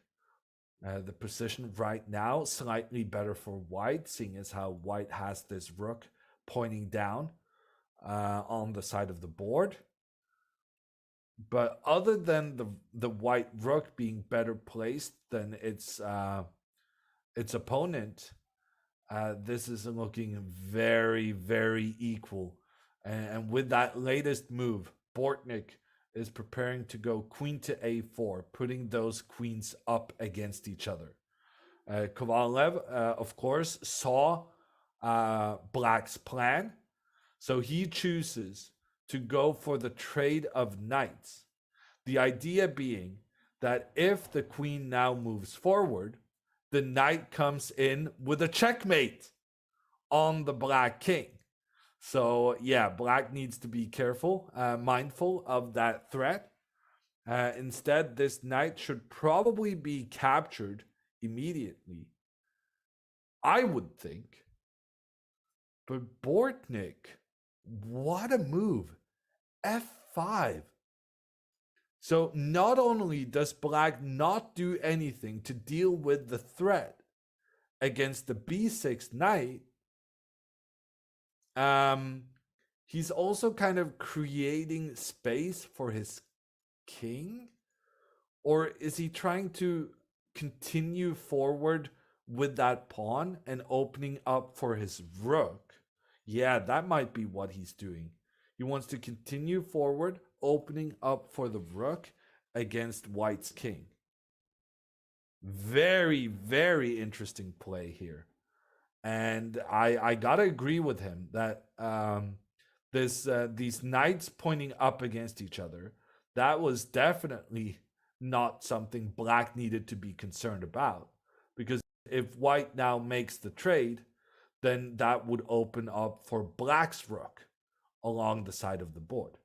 So the knights will keep staring at each other for the foreseeable future. White maneuvering their knight. But where is this guy headed? I mean, is this guy just trying to get over to the king side and protect close to white's king? Because frankly, I mean, I would be a bit concerned here. Like, if black is pushing forward towards the white king and then getting a queen involved as well, there's some potential in black's position here. And Bortnik, he does do that. He does push the pawn forward. And we can see on the camera, he's looking focused. And I did get it right that the white knight was indeed trying to make its way closer to the white king to help defend over there. So this is going to be a difficult long-term struggle. I'm going to move on to one of the other games. And maybe let's take a look at the luckiest man in this tournament. It's Benjamin Book, who just managed to win when he was down a queen. His opponent just forgot to move the queen when it was under attack. And Benjamin Book, basically his reaction was one of shock. The reaction was not too dissimilar to the reaction you have when you make the big blunder. He just couldn't believe his eyes. And getting that win has put him at 3 points. And now competing with Dmitry Kollars of Germany for the win. And to get into 4 points and thereby having a solid placement within the top 8 who qualify to the knockout stages. Benjamin has put his queen and rook working together against the white king. But just as I said that, the white king took a hike. Look at how that white king got out of trouble. So this is the special Fischer Random castling. So in Fischer Random, you castle by moving your king where you would normally put it in normal chess and put the rook on the other side. It doesn't matter how far it is to the other side. The king can always move over there as long as the normal castling criteria are in effect, which means the white king cannot be in check, the white king cannot have moved earlier, the rook cannot have moved earlier, and all the squares between the rook and the king, all those squares the king has to traverse must be available in that no black pieces can have control there. And that was the case here, so he got to castle. And now we have castlings on opposite sides of the board. And the white rook is very nicely located, pointing down towards the black king. And that is why white at the moment has a significant advantage. And I mean, to me, it just feels like there must be some sort of sacrifice available. The rook pointing down, the knight potentially being able to eliminate some pawns in front of the black king. No, first the rook coming in, watching out down towards the black queen. The queen moves away, then there's a trade, and then the pawns try to get involved. So white's pawns trying to move up the board, trying to trade themselves off for black's pawns so that the black king is not as well sheltered behind the queenside pawns. And the position right now, according to the engines, approximately equal. And you could never tell that this started out as a Fischer Random game, because all the pieces are in normal positions. The kings have castled, and the pieces are making their way in towards the middle. So I'm gonna see if we find some more action, and I have found it. And I have found it at our top board. Bortnik's advance with the pawn has created chaos. And I'm just going to quickly showcase another really long castling here. The white king was in had some pressure against it with the rook and queen pointing down. The king all the way over to the other side, castles along. And then Bortnik actually moves the pawn in front of his own king 2 squares forward. Now that opened up between the bishops, and I guess Bortnik's idea is that now that White's bishop has been removed, that opens up for the Black Queen to get involved in an attack against the White King. And frankly, it's not normal castling when you have an open file where the opponent can point their rook down the board without any pawns interrupting that influence at all.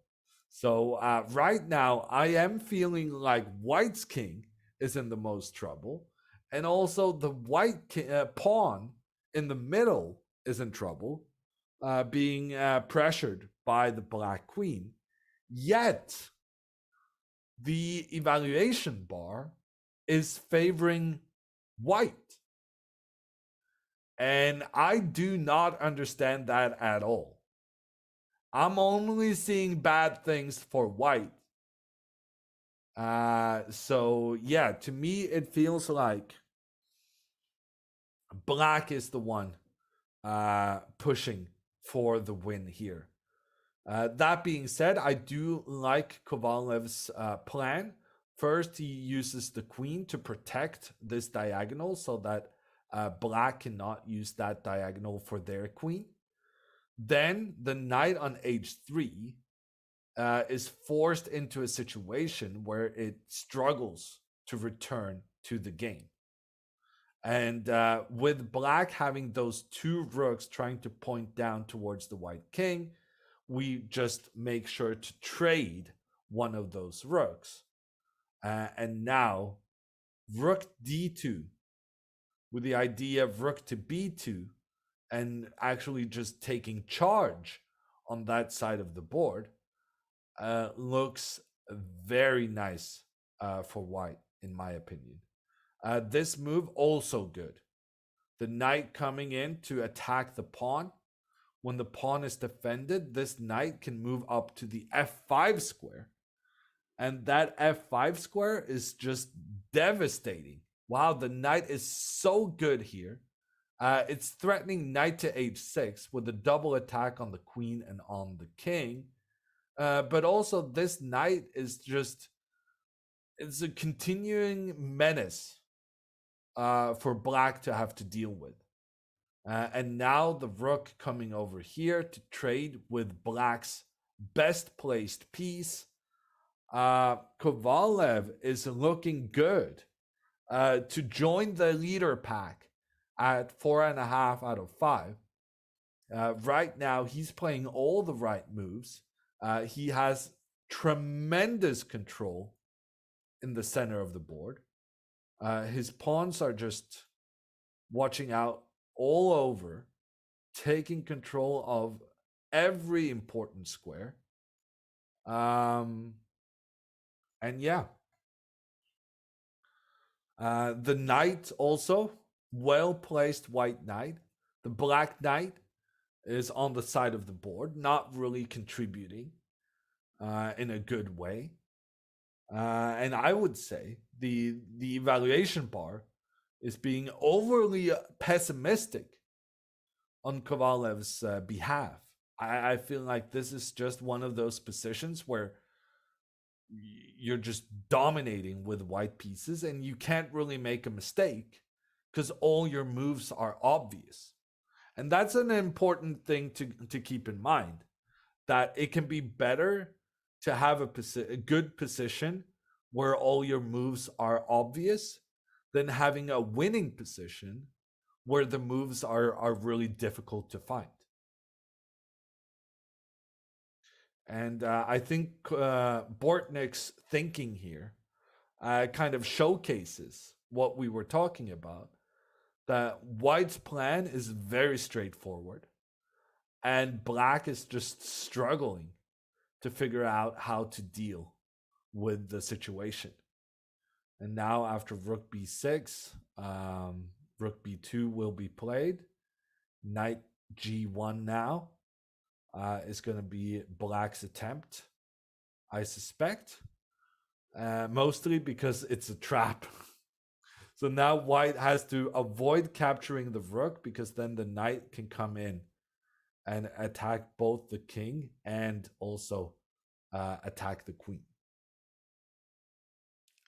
But as long as white avoids that trap, white is doing so good. So like just moving the king to the side should be a winning position for white, as long as you avoid the knight fork trap. White is just in complete control, and part of the reason for that is that the black queen cannot move away from her location because the black queen always has to take care, making sure that the white queen cannot get up and into a checkmating situation. Kovalev chose to move his rook away over to the king side. I mean, I'm not understanding any of these moves. Okay, maybe the idea is to go king c2 and then rook b1. Like, white doesn't really have. White is not. White has all the time in the world. There's nothing really black can do other than moving back and forth. So white can make some really weird maneuvers with the rook without it coming at a cost at all. Like black is just destined to be a spectator in their own game. And I think Kovalev's idea is to move the king up and then the rook over. The idea being that when you move your king, you avoid the situation we were talking about, where the king where there's a potential fork. And Bortnik realizes that his only hope in this game is to trade the queens because white's queen was just a constant annoyance in towards the black king. So I think he made the right choice here. The question now, yeah, back and forth, fair enough. So black wants their king up here to protect the pawn so that the rook can instead go into an attacking position. And it's important to note here that the white king doesn't have that many squares it can go to. So if black manages to get the rook into an attacking position, white is kind of forced to go back on the defensive to make sure that the rook doesn't manage some kind of checkmating attack, which is why we need to get this pawn on d6 defended. The king is coming over to do that job. When that pawn is defended, the rook doesn't have to take that responsibility anymore. And then the rook can come in, and now black is trying for checkmate. D4, good move. D4, really good move by Kovalev. It opens up for white's rook to get involved in the game, but it also creates more space around white's king so that we don't have to be concerned about checkmates anymore. And now knight to f5, back where it came from, that seems optimal because the knight will then be defending the pawn on g3. The pawn on g3 is kind of holding white's position together. And then after the knight is going up to the attack, we'll have the rook getting in as well. Kovalev is very close to deciding this game in his favor. He's about to win this and get into 4.5 points, joining the leaders with that. And now the engine is saying like black is creating counter chances, but I really don't understand how. If this knight just moves up to the attack, I do not understand how the black rook and knight can work together to cause trouble for white's king. I mean, it feels to me like this king can somehow run away, right? Somehow this king can get up along the side of the board. And I think that's what's about to happen. Um, Surely, somehow, the white rook, the king, somehow they should be able to create problems for the black king. Yes, here comes the white king up the board. The white king gonna contribute to the attack. No, the king moves back down.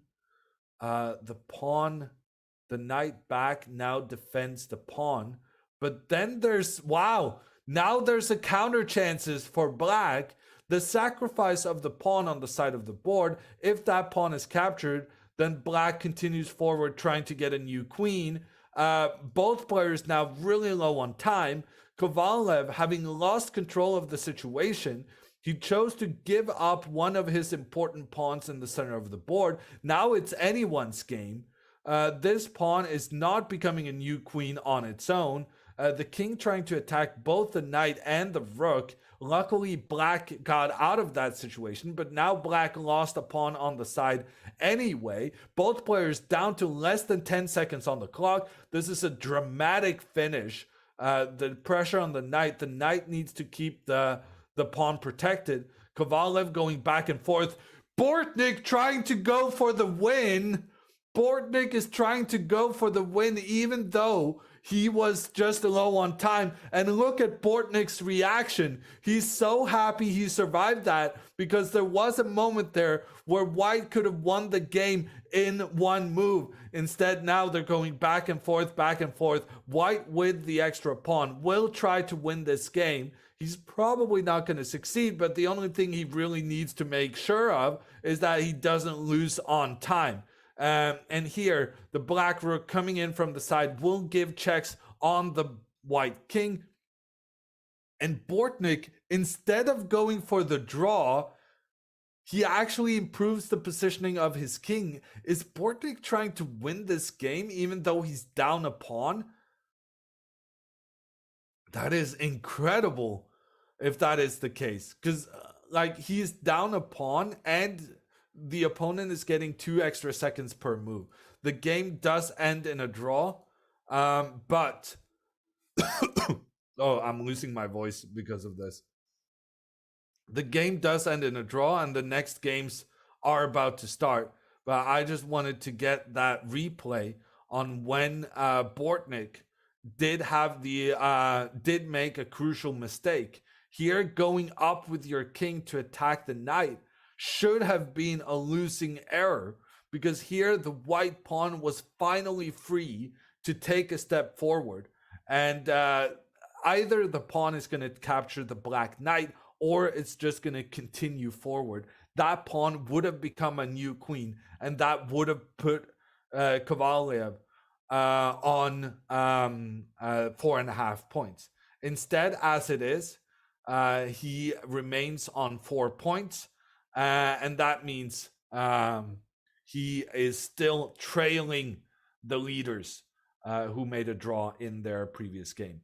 And now, Lenderman with the black pieces again.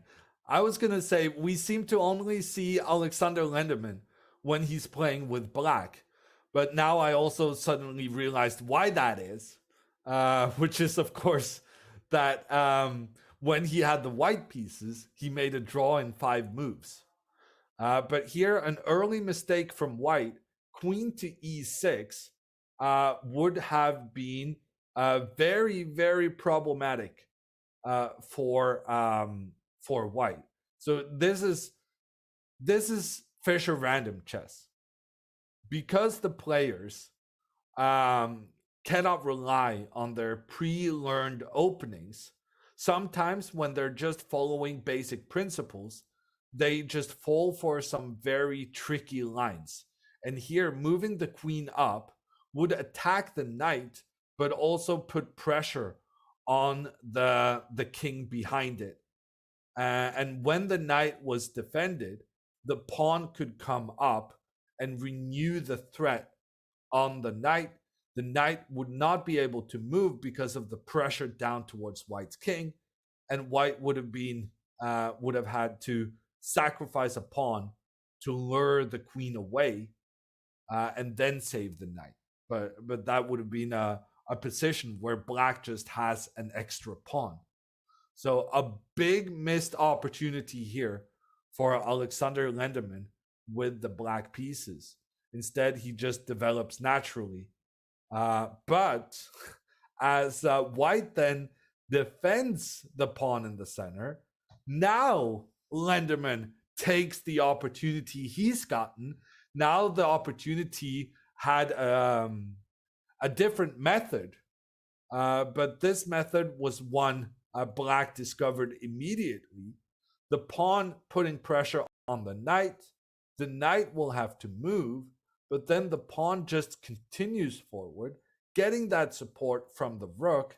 The bishop will have to go back, and then the knight can eat a yummy pawn in the center. And not only has black won a pawn in this instance, black is also ready to get the queen involved, giving a check on white's king. And black is getting their queen into play while the white queen is still completely stuck in the corner. What a start to this game. Black has a winning position after 5 moves. You don't see this in normal internet rapid chess, but in Fischer Random, everything is possible. And Alexander Lenderman, he pushes his pawn forward. He's about to win this game. The white pawn moving forward in the center. A good attempt from Kovalev to muddy the waters. But I think here just a knight to b4, moving that knight while also putting pressure on the pawn in the center felt like a good idea for black. Instead, the path chosen by Lenderman actually makes the computer think that it's actually now white who has a big position. White has lost a pawn in these complications, but on the other hand, the white pieces are very ready to get involved in the game. The trade of rooks eliminates more of the pieces supposed to defend the black king. Then after castles, there's a threat on the bishop. The bishop is protected by the knight in the first place, but maybe we can increase the pressure somehow.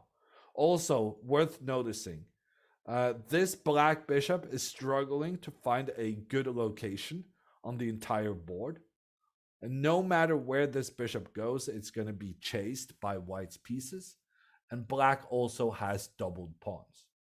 So black is up a pawn, but white's pieces are so much more active that the engines are actually saying this is very good for white. Wow. It's only when you watch Fischer Random Chess that you realize how much of our knowledge is based on typical patterns and typical positions.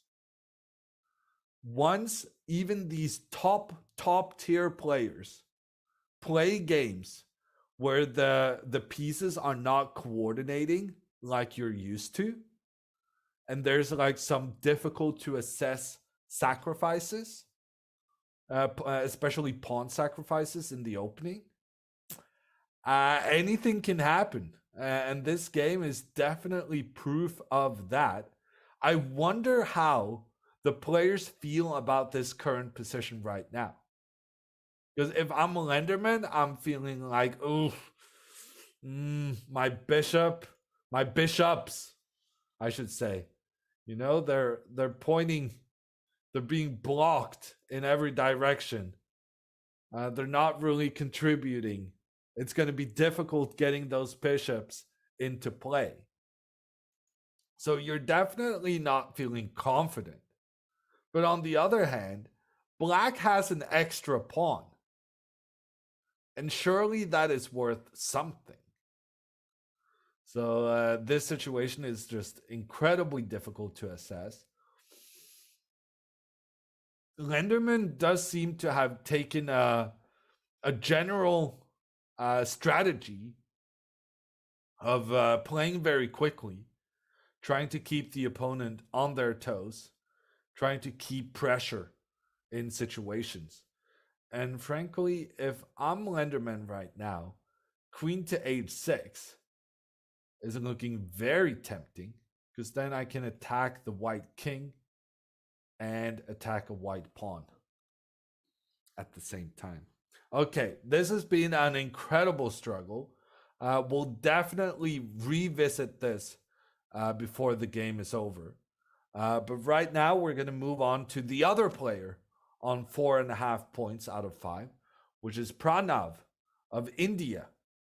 And once again, he has the advantage, according to the engines.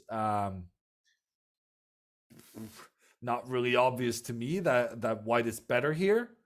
White has 2 isolated pawns on the side of the board. So these pawns are not working together. They're not able to protect each other, which immediately catches my attention. Because I don't like pawns that cannot protect each other. So, I mean, if I just saw this position right now, I would think, ooh, here's chances I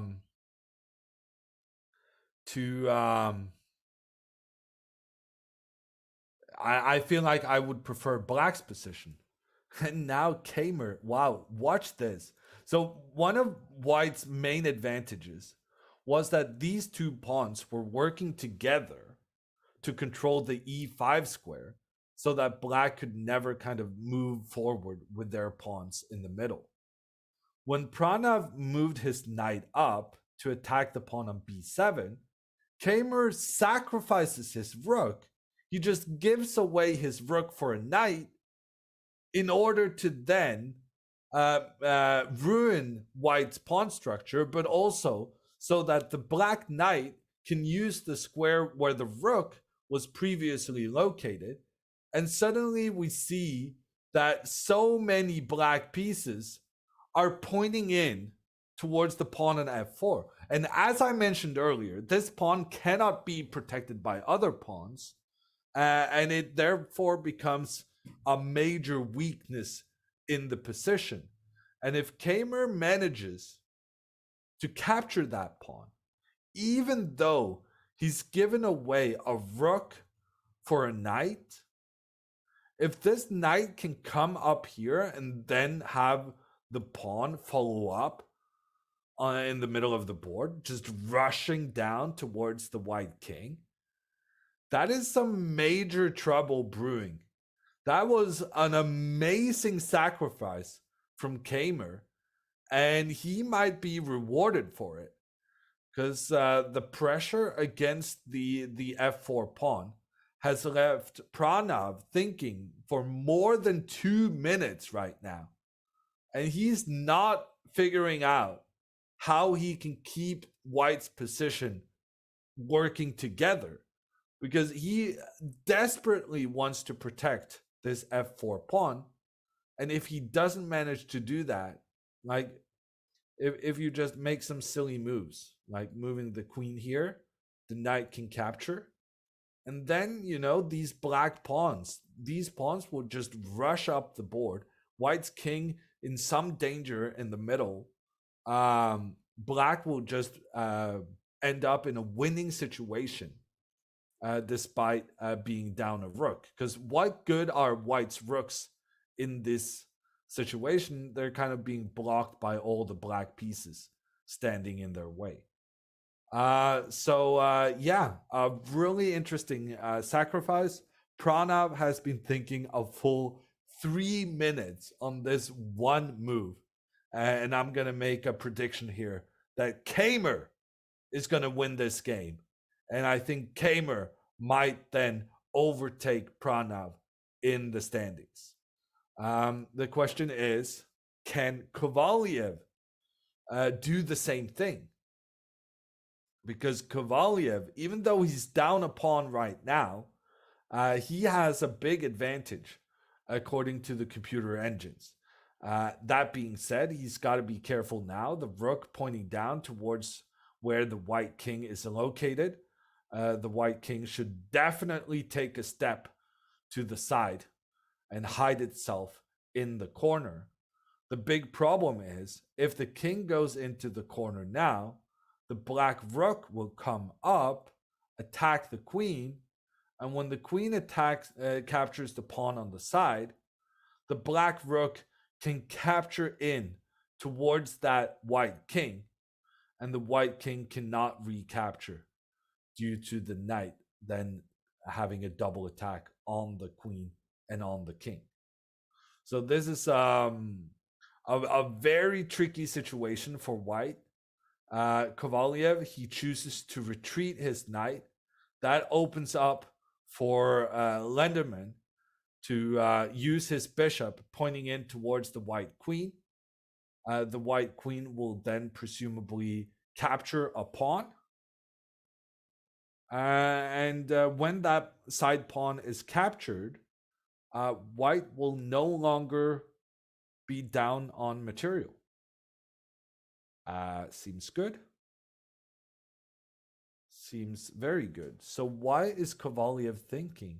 Kovalev is thinking about rook takes d6. Oh, okay. I think he was thinking about it, but he chose to take the side pawn. Even so, it's a good move.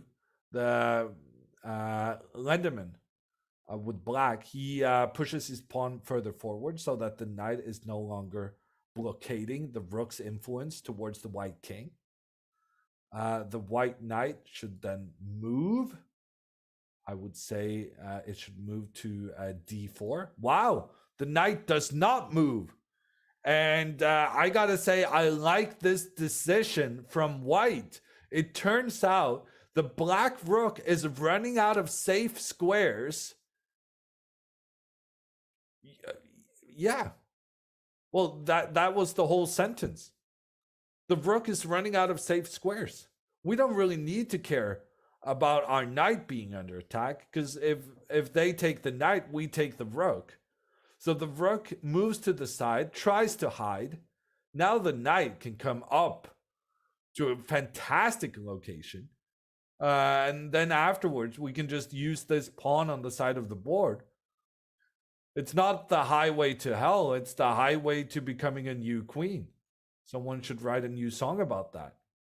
That pawn just pushing up the board and becoming a new queen. And realistically, there's absolutely nothing black can do about it. All of black's pieces are kind of stuck in the middle. But not only in the middle. Like, pieces in the middle are usually good, but they're stuck defensively in the middle. Knight back, trying to make a trade. I guess it makes sense that you want to open up for your rook pointing down. In addition, if this trade is executed, then white might afterwards try and go after the rook again. But on the other hand, black's queen will be very well centrally located. After knight to e4, queen e6 on the board. I mean, a4. What is going on here? Just get the pawn up.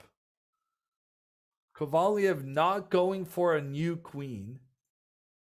Instead, he wants to have his bishop out so that he can attack against the black queen and the black rook. Fair enough. Seems like a good strat. Now he's going to trade, and then he's going to play this bishop plan he already had. Seems good. Seems like he's going to be up at least a pawn. He chooses to go with the bishop immediately. The pressure on the queen. Black is going to have to put their bishop in between. If the queen moves, then the rook is lost behind. So you need to block the bishop now. And yet, Alexander Lenderman here taking his time. Okay, so the trade was made. White's knight in the middle is under attack. And the problem now is, if you take black's knight, yes, you're going to win a pawn.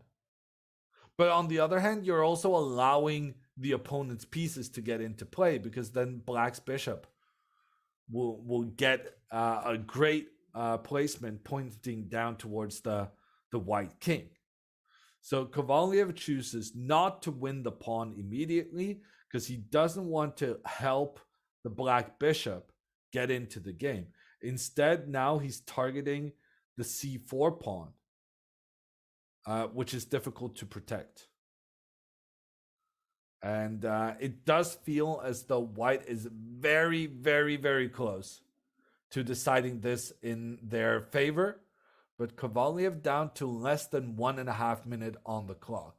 So anything really could happen when you're so low on time. Speaking of low on time, I'm going to jump over to this Kamer game, where Kamer's sacrifice of a rook for a knight has been absolutely brilliant.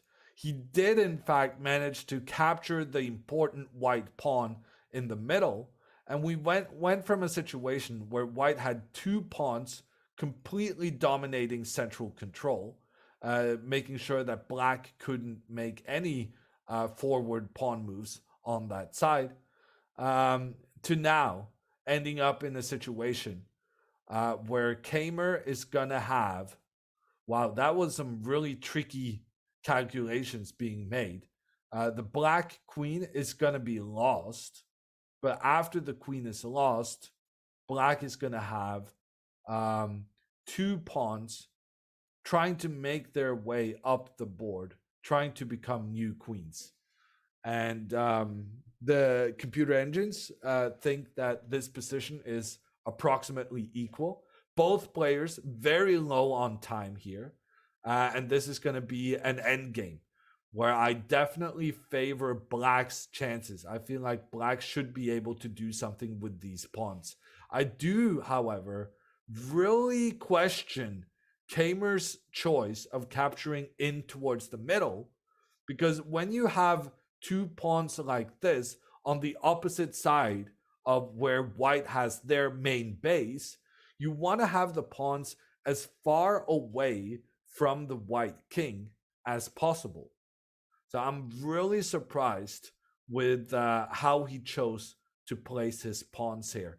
And we'll see in the continuation whether he manages to push these pawns up to become queens. But this game is going to last for some time. We're going to stop by. Oh, not this game. This was the previous round, the early draw. We're going to go to the Kovalev game, and we're just going to catch the finish there because Kovalev's knight has attacked now both the queen and the rook. Kovalev, with that double attack, is going to win the game, and he's going to take over the lead potentially, depending on the result in that other matchup. Kovalev actually choosing to trade queens going into this endgame with 3 pawns against, none. And he just did that for simplicity because this is so easy to play. Just get your king up, get your pawn up. These pawns are just pushing themselves just all the way up to becoming a new queen. There's absolutely nothing black has to withstand this play. And the only hope for Alexander Lenderman at this point is winning on time. And yeah, that's not going to happen. The pawns are just too much. Lenderman, getting his first loss of this tournament. He's still going to be up in the top 8 who qualifies to the knockout stages tomorrow, but he needs to keep up the pace for the final 3 rounds. And as Lenderman resigns, we're going to go back to this Kamer game. And Kamer has been pushing his pawns forward. The pawn's now just 3 steps away from becoming a new queen. But in the meantime, the white rook has been attacking on the opposite side of the board. And this is now an interesting struggle of dangerous pawns against a rook that is gobbling up pawns on the opposite flank. Both players now down to less than 20 seconds on the clock. Kamer trying to trade off this white knight because he wants to eliminate the defender, the pieces stopping the black pawns from advancing and becoming new queens. Kamer now, oh my gosh, incredible play. Kamer now actually choosing to sacrifice another pawn on the side of the board. And he's just pushing his own pawns forward in the middle. Incredible stuff. The computer is saying it's still equal. I don't know how you keep calm with those black pawns pushing forward. Wow.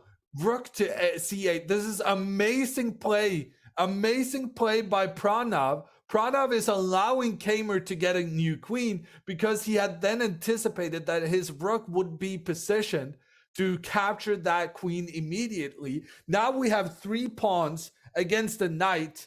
The knight will come back into defense. The knight should be able to sacrifice itself against these white pawns.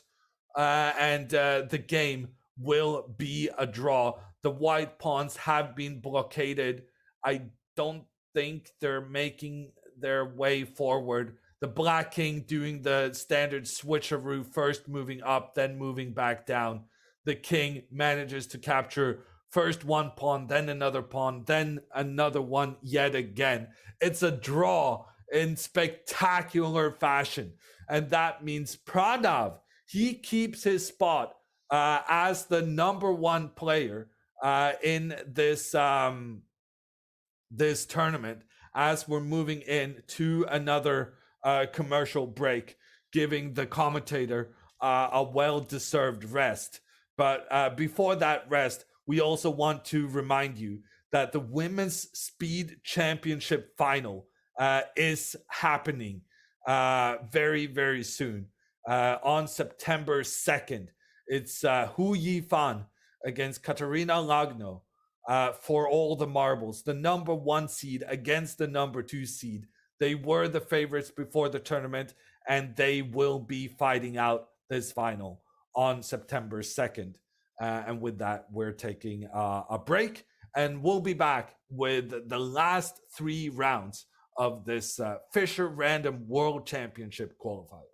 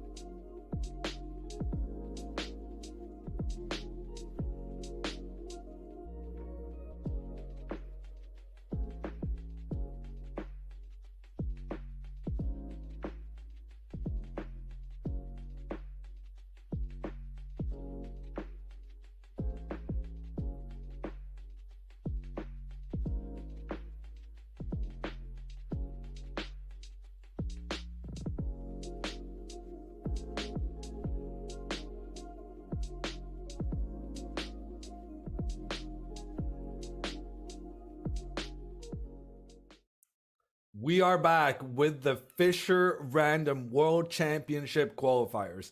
I'm Jon Ludwig Hammer. I'm hosting today, and we are trying to figure out who will make it into the Fischer Random Final to be played in Reykjavik, Iceland, later this fall.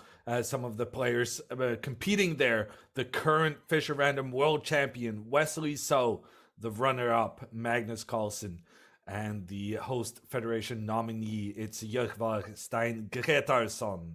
But we will have more people joining those three in Iceland, and that is what we're here on a mission to find out.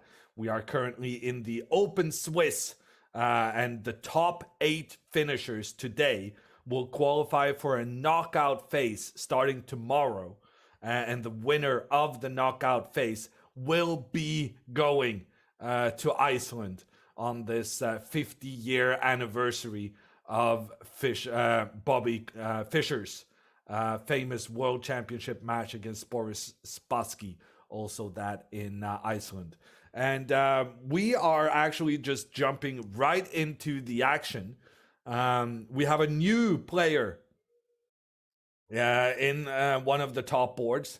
It's Michanik on 5 out of 6. He's playing against Alexander Lenderman. And we had some other people who were doing very well on 5 out of 6, like Michanik. And that was Kovalev and Pranav. But that game has already finished. They already made a draw just to make sure that they keep their placement high right now, solidly in the top 8 that qualifies for the next phase.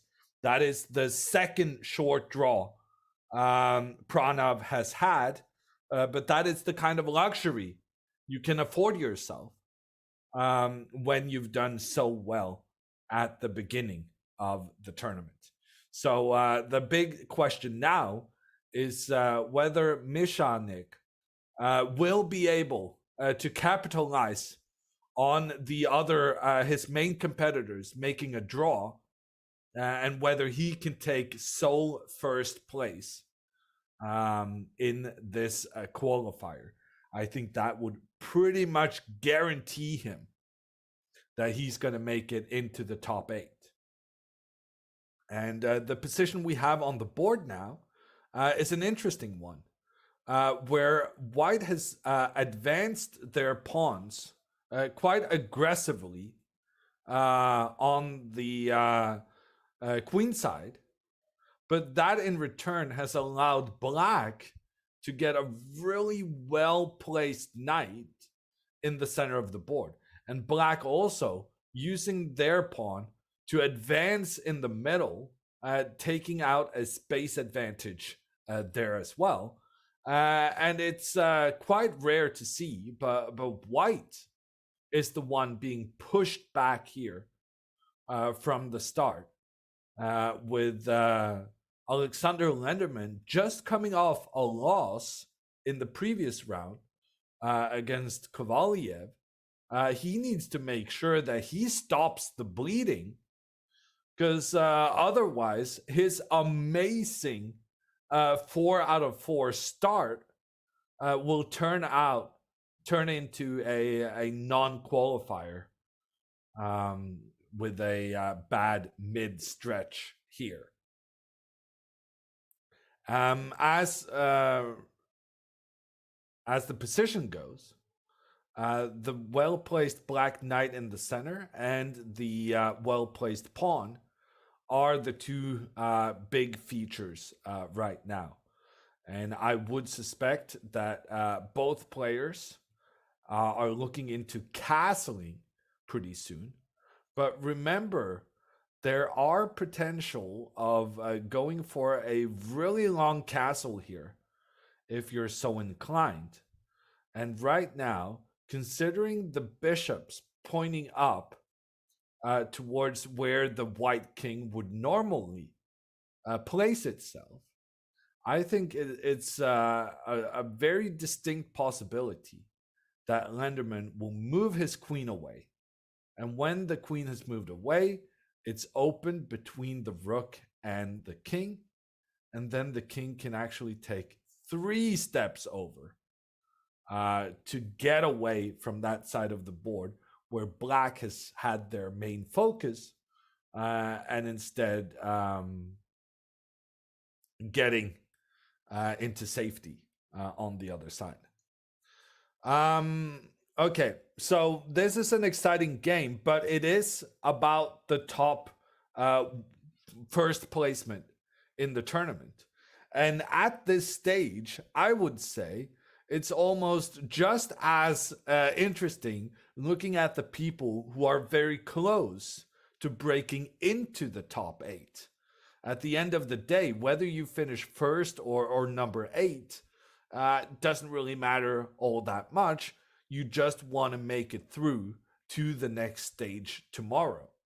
So I'm going to jump ahead and take a look at Lim Lê from Vietnam, living in St. Louis, US. And we're going to check out this blunder. What timing do we have? The pawn moving forward allows the black knight to move into the corner. The knight then will be attacking both the queen and the rook. White's immediate response makes me think that White actually had seen this coming. The knight coming in, giving a check on the king. However, the knight is not very well defended. This knight can be captured by the black rook. Black also has these incredible bishops. Look at these guys. Look at how these bishops are pointing down towards the white queenside pieces. There is absolutely no hope for white surviving this. The rook is under attack. The rook only has 1 safe square, but when the rook moves, the bishop will come in with the attack on the king. The king is trying to run away, but it's all too late. Black has a knight, a bishop, a pawn in exchange for a rook. And that is just a devastating amount of material. And Lim Lê, he's going to win. He's going to win this game. And that's going to put him inside the top 8 who qualifies further on. We're going to move on to another game. And this is with Benjamin Book, who we have dubbed the luckiest player in this tournament. Benjamin was gifted a free queen in one of his earlier matches where he was struggling to make a draw. And now, on the other hand, I feel like he's making stuff happen. I want to see knight to c5 here from white, because that knight moving forward will attack the pawn on b7. It will attack the pawn on d7.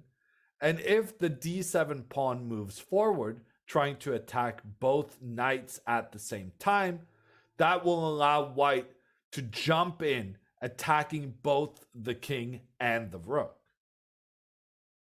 So, great opportunities here for that aggressive knight move.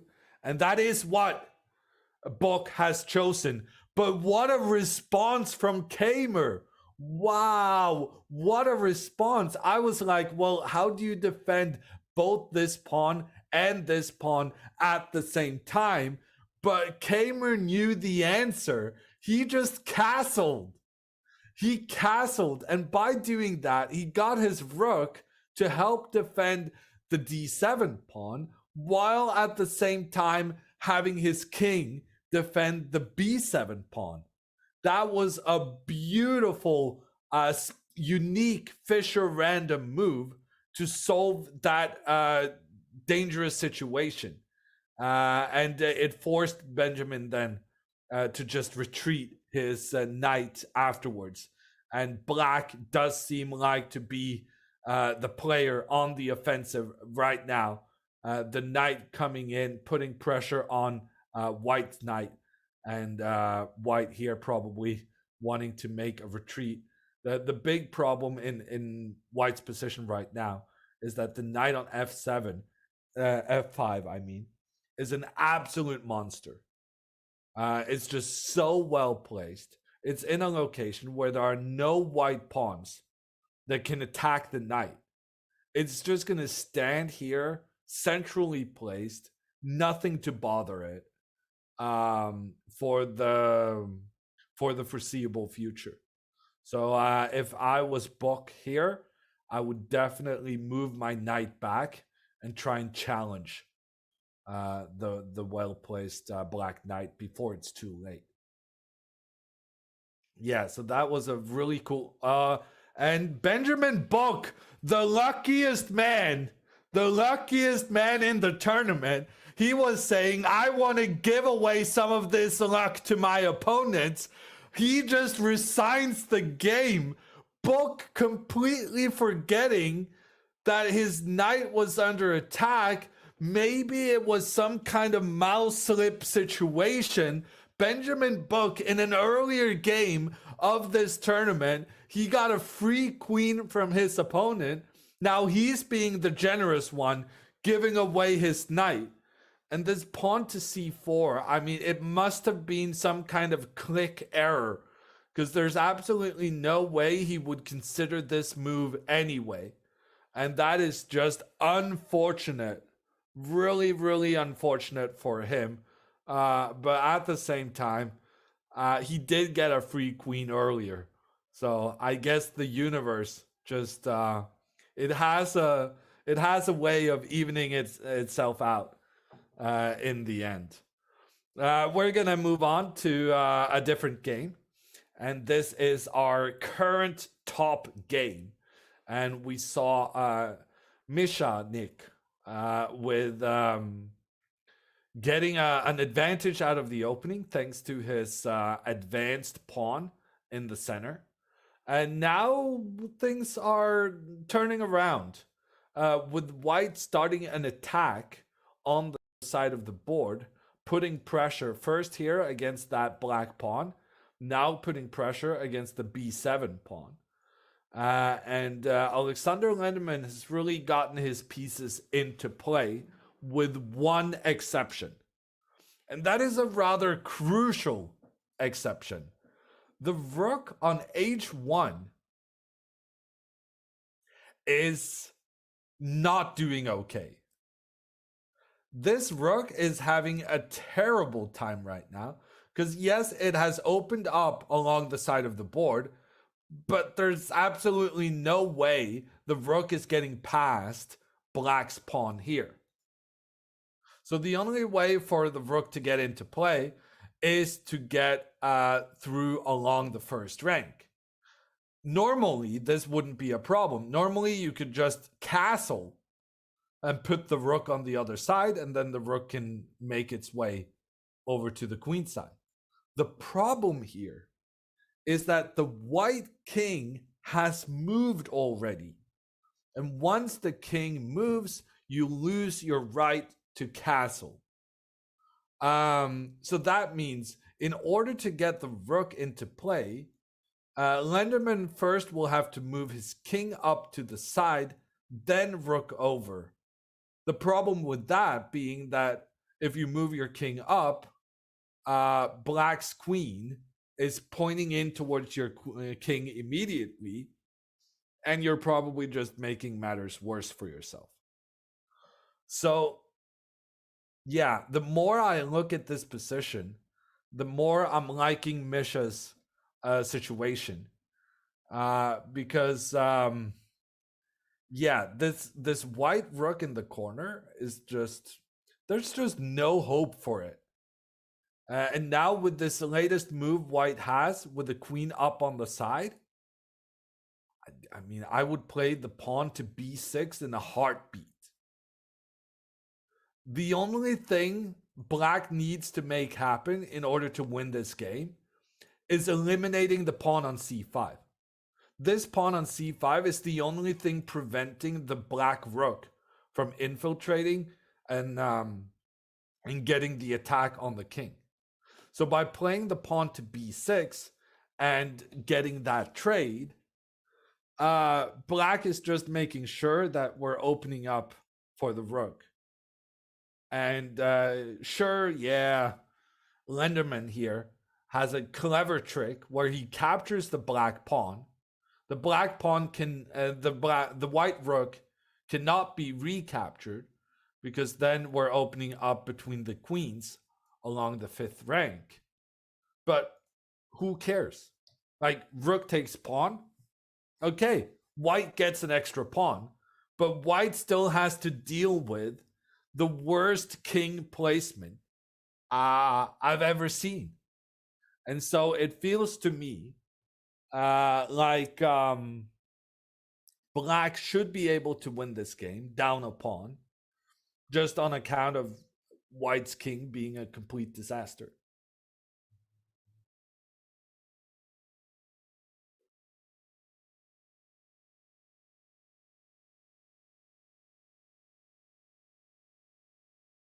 Is Sarana Fischer? No. Mishanik. I'm not 100% sure on how to pronounce it. It's like a Russian name, Misha, together with an English name, Nick. But yeah, that is Alexei Sarana.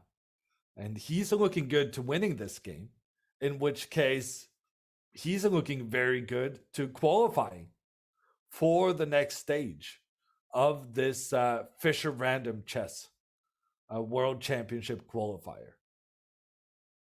And I mean, still, I'm not sure about this white king.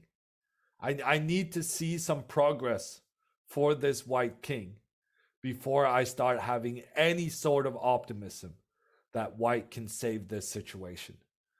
Because the white king needs to move away so that the rook can get involved. Right now, black is basically playing with an extra rook.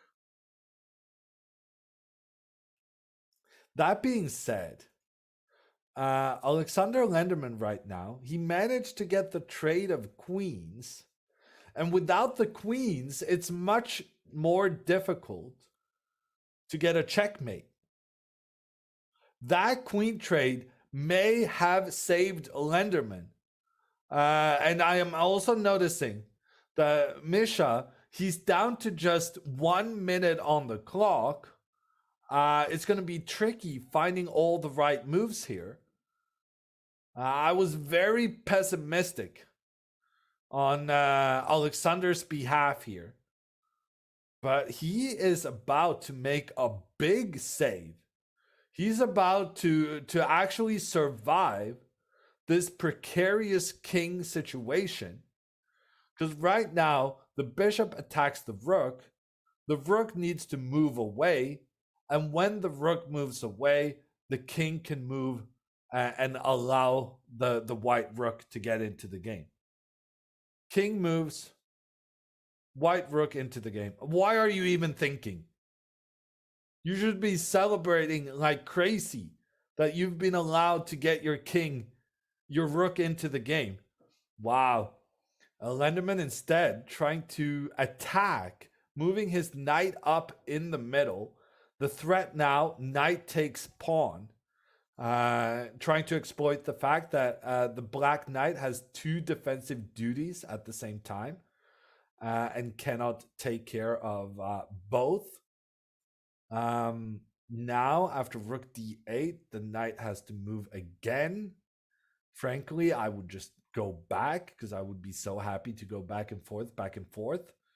But I think Alexander Lenderman, I think he's considering whether or not he wants to go for the win. Because right now, Misha, down to just 25 seconds on the clock, for crying out loud, please get that rook into play. This rook has been completely useless for 35 moves. It's incredible white is still in the game despite the disadvantage of playing without your rook on the side of the board. How is Alexander Lenderman thinking right now? Okay, finally. The king moves away. The rook can get into the game. The check on the king is fine. The king retreats. We're going to go up with our rook here to make the trade. We're going to make the trade. No, we're not going to make the trade. Okay. Misha trying to go around with his rook to get that back rank checkmate. Should Lenderman be concerned? Lenderman is concerned. He's moving all the way back with his rook, way into a defensive position. Now the rook is defending the pawn on e3 so that he can push f3, attacking that black knight. It was difficult to chase away the knight because every time you move your pawn, you leave the e3 pawn undefended. That's why he needed to make these maneuvers to get his rook into position. And now king f1 and rook e2 is gonna avoid any disasters here for white. And it's gonna be a draw. It's gonna be a draw. So let's move on to some of our other games currently moving on. And Konavets is still playing, and he has a chance to get into the top 8 with a win, but he's not going to win. In fact, Konavets is down by no less than 3 pawns. Wow. It's Daenerys making a big victory here. An international master taking down one of the top grandmasters of the world. And yes, he correctly sacrifices his knight, knowing that if the black king captures this knight, the pawn will just continue further forward. And here he gets his king over to assist the pawn in becoming a new queen. It's just working beautifully. And Konavets resigns. It's Daenerys who comes up to 5 points out of 7. And with that increases his chances of making it to the knockout stages. I'm just going to quickly go back to this end game we were following. Both players at this stage just moving back and forth. That's going to be a draw by repetition. And we're going to stop by another big game here. Both players down to just seconds on the clock. And there was some major changes in the eval bar here. But black has the checkmate in 2 moves. The bishop coming in against the king, and then the queen coming in for the checkmate. Former prodigy also making it to 5 point out of 7. And we're having a bit of a lot of people making it to 5 out of 7. It's a traffic jam on that point score right now. And that means we're in for a thrilling finish moving forward as we watch the end of this German duel in which Dmitry definitely misplayed that, feeling forced to sacrifice a pawn, then going after the last remaining black pawn, but he does so confidently.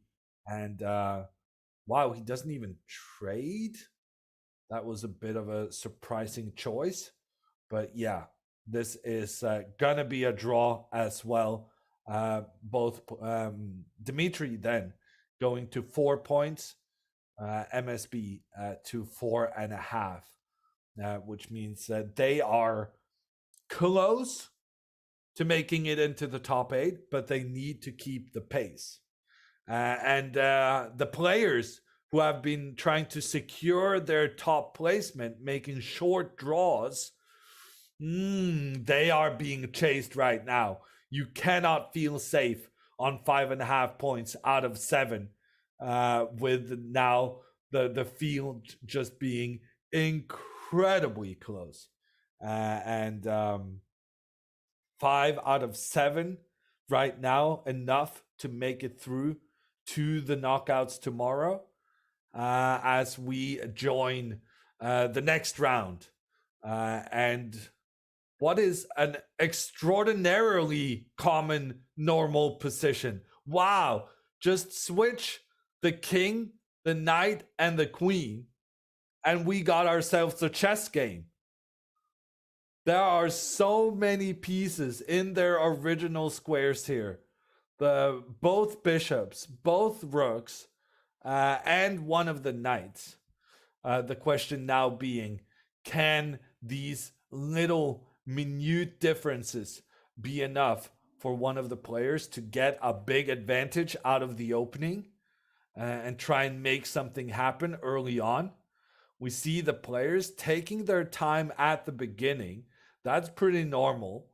That's because you want to really familiarize yourself with how the pieces are placed. For those of you who are just joining us, this is Fischer Random Chess.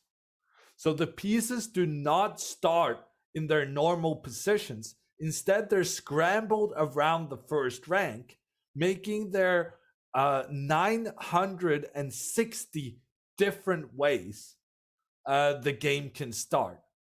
And this one, I would say, is one of the more normal ones, with almost all pieces where we're used to seeing them. And I gotta admit, I'm a bit of a snob in that way. I want to see, when I'm watching Fischer Random Chess, I might as well want to see some unusual formations of the pieces. So we're gonna go watch a different game.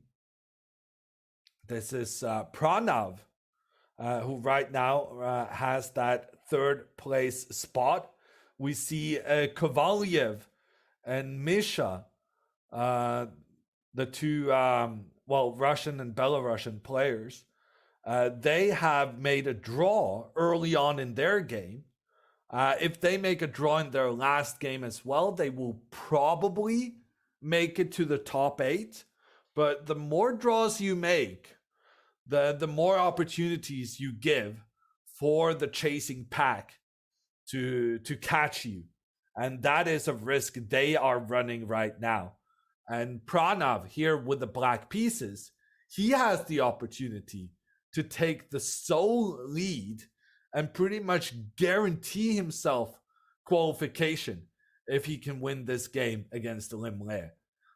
I will admit that's going to be difficult because both bishops have already been swooped off and taken off the board. And this is looking like a very, very equal position that is likely to end in a draw.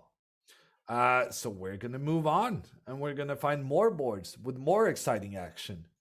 And one of the big players who I must say has disappointed so far is Danya Naroditsky.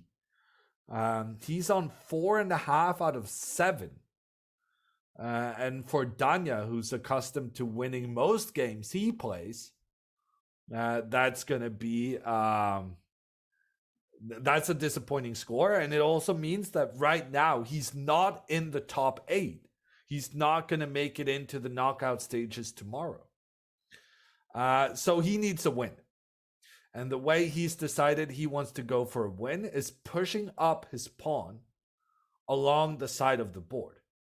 And black, in the meantime, is being very sensible, using that normal fianchetto strategy and then getting the rooks, both of them working in towards the middle. My big question moving forward now is, can black play the move d5 and try and sacrifice and just take over control in the middle? And the answer to that is, I don't know. But I definitely want to see knight to a5 here.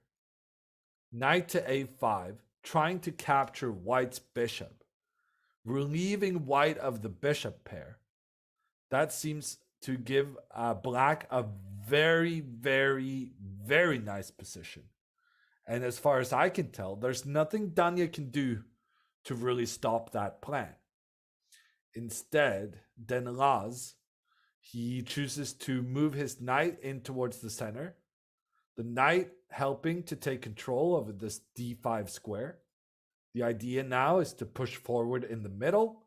And I think sensibly from Danya, he makes sure that his bishop has a retreat square on the side of the board, which is why I thought it was so crucial to get this knight out on the side and capture the bishop while it was still possible.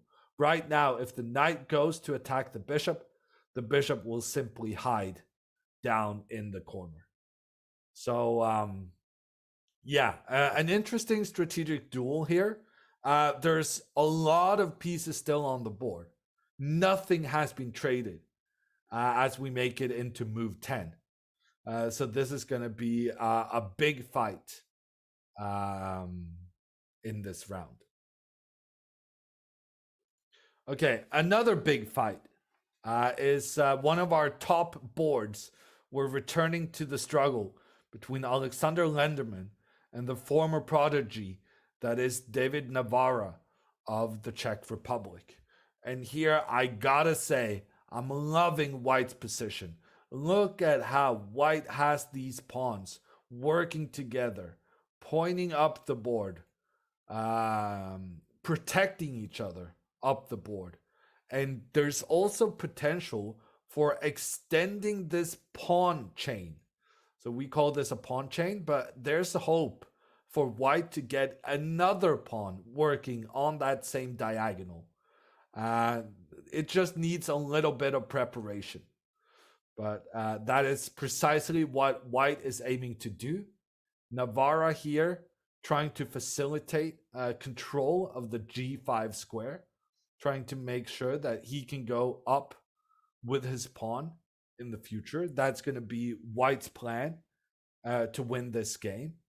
The computer engine is massively favoring white right now, which is kind of difficult to understand because they have the equal amount of pieces.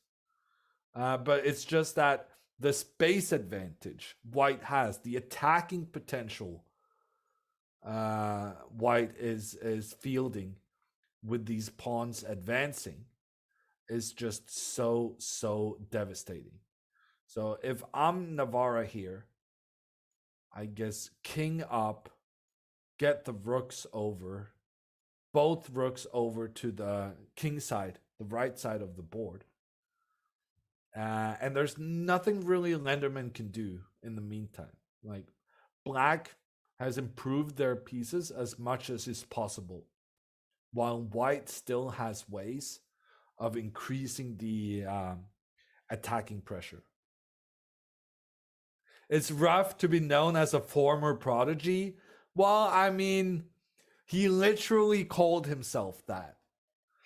So I don't feel like it's my fault that he then gets that name tag. But that being said, Navarra here with a dominating position is really taking his sweet time. And he's now down more than 3 minutes on the clock. And this is something we noticed in some of the other games former prodigy Navarra played, is that he tends to get into time trouble. So he needs to speed up if he's going to get something out of this otherwise very promising situation. And speaking of promising situations, we've had a bit of a turnaround in the Limle versus Pranav game. This was looking very equal last time we joined. But now, black actually has a great position due to the square e3. This square is going to be a magnificent one for black's knight coming in there with the protection of the rook. The knight is impossible to chase away with a pawn. And in addition, after this knight makes its way in, it can then afterwards be defended by the black pawn moving forward in the center and helping out protect the knight. So things are looking very promising for Pranav right now. And he even makes a move that wins a pawn. Wow, I didn't even see that. I was so focused on this knight getting into the e3 square, I didn't even realize that the white knight on the side of the board was actually in big trouble. And this knight now needs to go back where black is in control. Black has the queen ready to come in, capturing that pawn. And black is just up a pawn for nothing.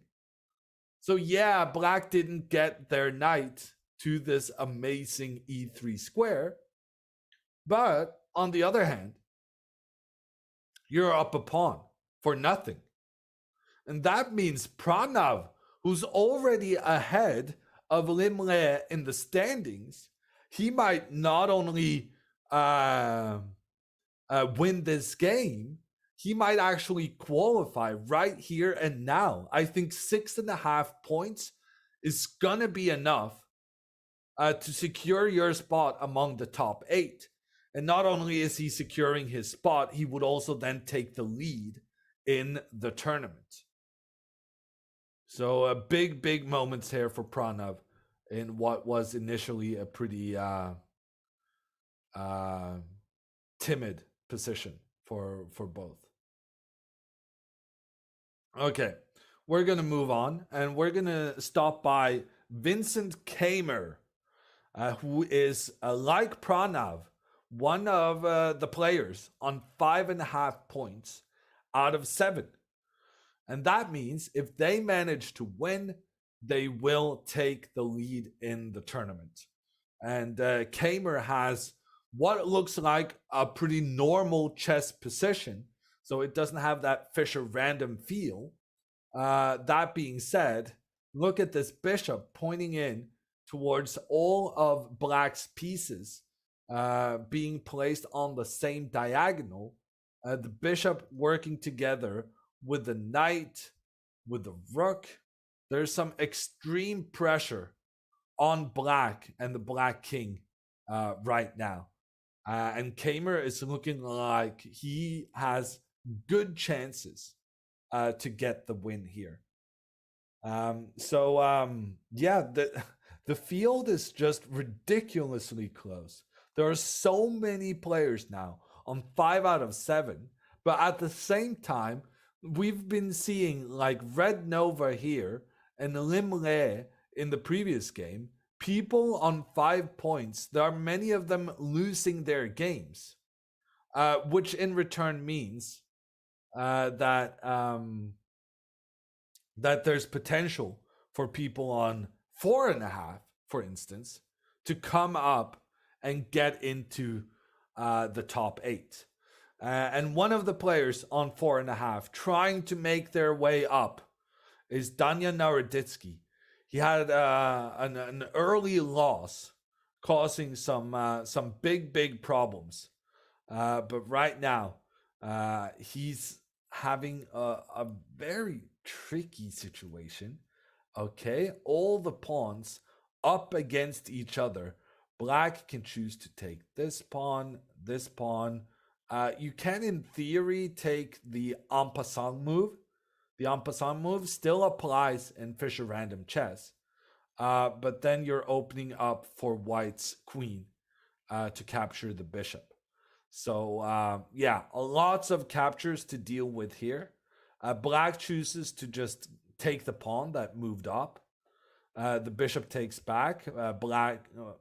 Black's king now feeling the pressure from the queen and bishop, trying to block that. A very good move. A bishop. There's one thing the bishop hates looking into, and that is looking into a pawn defended by another pawn. That is the bishop killer pawn structure. And right now, this white bishop is not feeling great about how it's located. Danya, he actually accepts getting an isolated pawn in the middle in return for having more active piece play with the rook pointing up towards black's position. I think black's reaction was very good. The knight just retreating, trying to capture the bishop. Normally, getting to capture your opponent's bishops is pretty good. And if this bishop retreats, then maybe black can play their bishop up in the middle, starting putting pressure on white's queen, having some really nice placements of the pieces in the middle of the board. And I gotta be honest with you, I'm liking black's position here. And that spells trouble for Danya Naroditsky, who probably will need 2 wins in a row now if he is to get into the top 8. And the prediction we made and the moves we analyzed did happen on the board. And the white queen now being forced to move with the black bishop and knight in the center. Just such good pieces. So Danya Naroditsky in trouble. Another player who might be in trouble is David Navarra. Now, you may notice on the eval bar that it says he's not in trouble at all. In fact, the computers are loving these white knights jumping into the heart of black's position, trying to cause all sorts of trouble. The reason I am concerned is that former prodigy is down to just 30 seconds on the clock. And in fairness, like, he has a knight and a pawn in return for a rook, which is not always good enough to win the game. And here he also needs to consider the fact that he's incredibly low on time. And yeah, will he win? Will he make a draw? I'm not sure. He might even lose because of the time situation. But the previous moves were very favorable for Navarra here with the white pieces, because after the black pawn got eliminated on the side of the board, the white rook got into play in the middle, sure, but now the white knight and pawns and rook are working very beautifully together to put pressure on black's position. In fact, right now, there's no way black can save their knight. Turns out there was a way black could save their knight. I thought if the knight moves, the rook will come up and catch both the king and the rook on the same rank. But Lenderman, he found a defense. Lenderman's still in trouble because these 2 pawns in conjunction with the knight trying to involve itself in the attack is very, very, very tricky to deal with. But he's got some survival chances, not at least because former prodigy is down to just seconds on the clock. And Navarra keeps spending time here, spending more than 10 seconds on this move. He does capture yet another black pawn. Black now missing 3 pawns and a knight in return for a rook.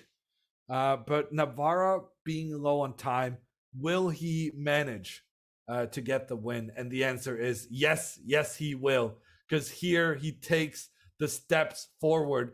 Crucially here, if the black king had taken the white pawn, the white knight would then be able to do a double attack on the king and on the rook. And that was such a big accomplishment. Once you manage to force the black king to move backwards, then you can just continue forward with your knights. Lenderman chooses to sacrifice one of his rooks to get rid of that scary white knight, but it doesn't really matter because the white pawn is still just one step away from becoming a new queen. And now the white rook coming over here to help out, help that pawn make it over to becoming a new queen. Former Prodigy is low on time. He's so low on time, but he's going to make it because right now he's going to capture that knight. He's going to...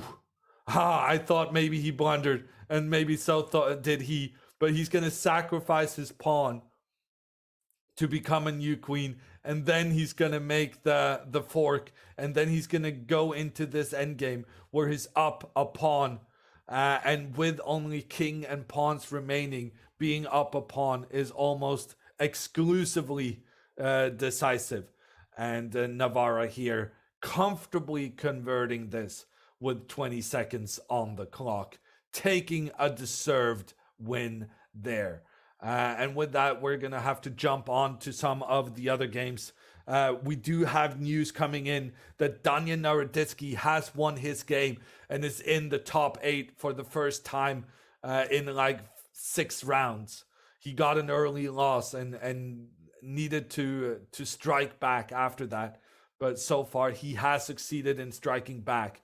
A person who's not striking back, a person who has been in the lead throughout this tournament is Pranav, and he's about to take the win here against powerful Lim Le of Vietnam. And the knight just moves away, and now the knight captures the rook, the king presumably getting involved to capture the pawn, so that the pawn cannot do any damage. Maybe he wants to actually protect his own pawn using his king instead. Pranav here, slightly spoiled for choice. All the moves are winning for black, including the move b5, which is just trying to get a new queen on the side of the board.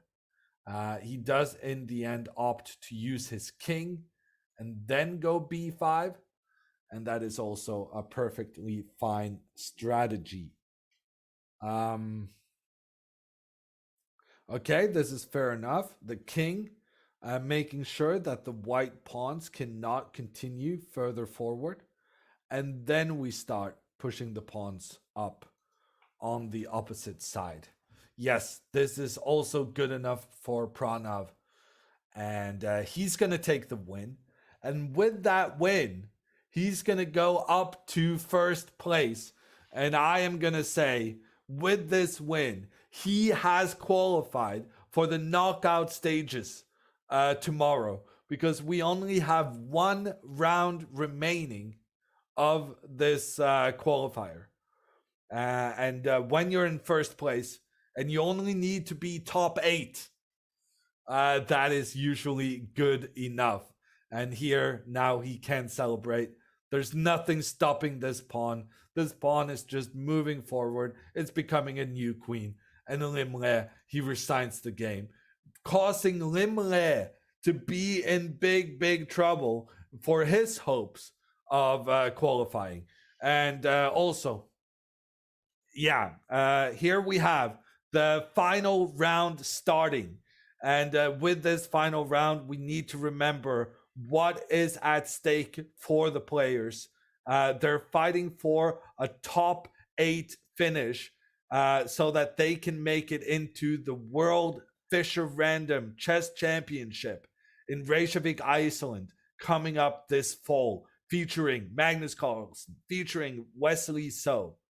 And in order to qualify, you need to go through this structure.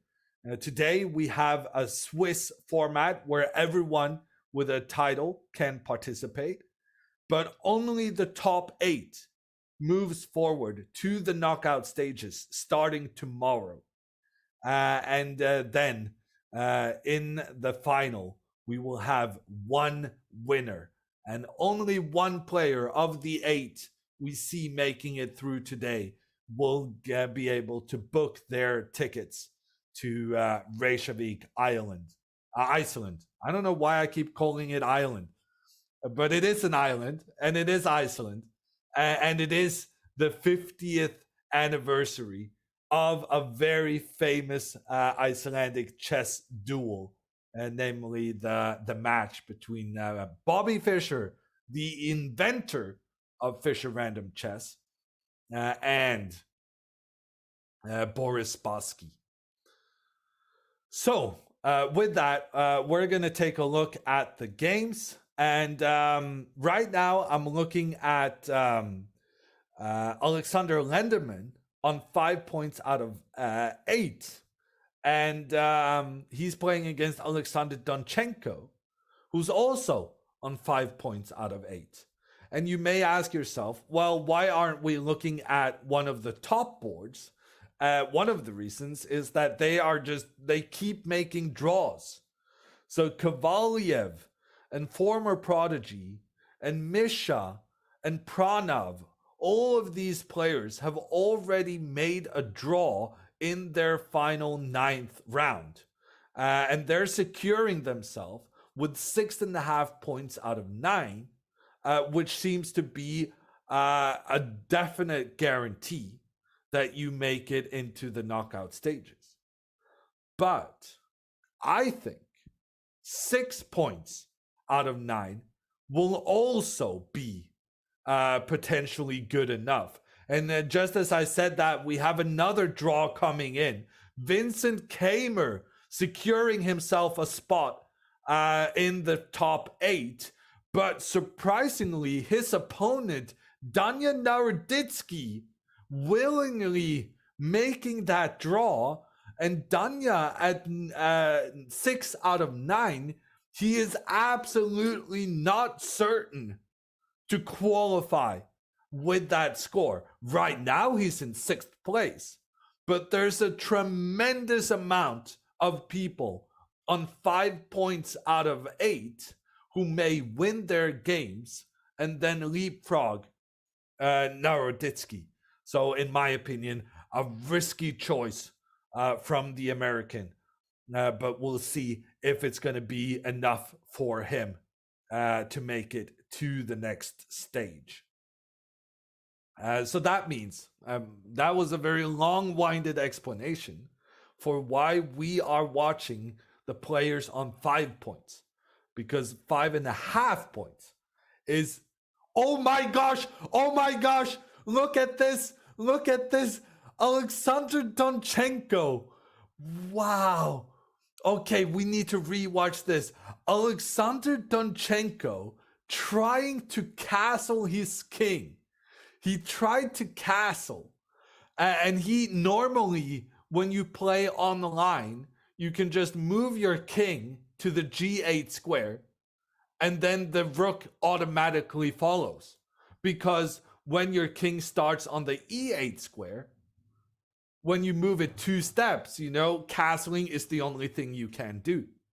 But in Fischer Random Chess, when you move your king to g8, if it's the only way you can do that is by castling, then the system automatically understands.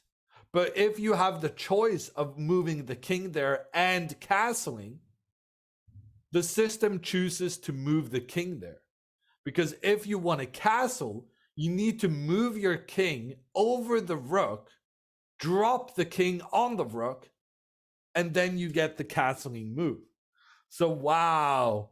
Yeah, the Fischer Random castling rules are the only ones who are different to normal chess. And here, Alexander Donchenko, in this very crucial last round match, he actually messes up the rules and goes from having a slightly better position to now spending so much time trying to correct his mistake. He now needs to push his pawn forward in front of his king, and then in that while he's busy trying to get his king up so that his rook can get into the game, while he's doing all of that, Alexander Lenderman, he's striking in the center of the board, pushing his pawn up, attacking the queen. The queen goes to the side. Now the knight follows. The knight now coming over to attack the queen. We went from a position where black was, if anything, better to where Donchenko, because he didn't know the specifics of the Fischer Random rules and how to do it when playing online. Wow, he's actually now in big trouble because of that mistake. And Alexander Lenderman feeling like this is his chance to push the pawns forward, and at the same time forcing the black pieces away from the middle. Incredible stuff. I like to think that if I was playing this event, I would kind of take a look at the rules before we started. But yeah, Fischer Random hasn't made its big breakthrough into tournament play. And this, what happened here is very much proof of that, with the players not being familiar with how the castling on the line works. We're gonna jump to another fascinating struggle. This is interestingly between two players who are both on 5.5 points out of 9. Now, they can end up on 6 points out of 9. The question is, do they trust their tiebreak score to be good enough to win out on what is going to be a bit of a traffic jam on 6 out of 9? Daniel Naroditsky, he's already made his choice. He's trusting his tiebreak score to be good enough.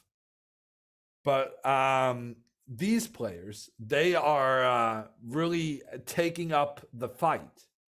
And one of these, if one of the players lose, then they will not be joining us tomorrow for the knockout stages.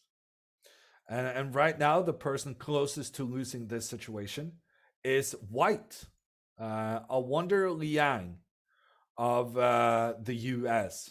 And the reason he's in so much trouble, and he's kind of underlining that right here, all of his pawns are just blocking his bishop.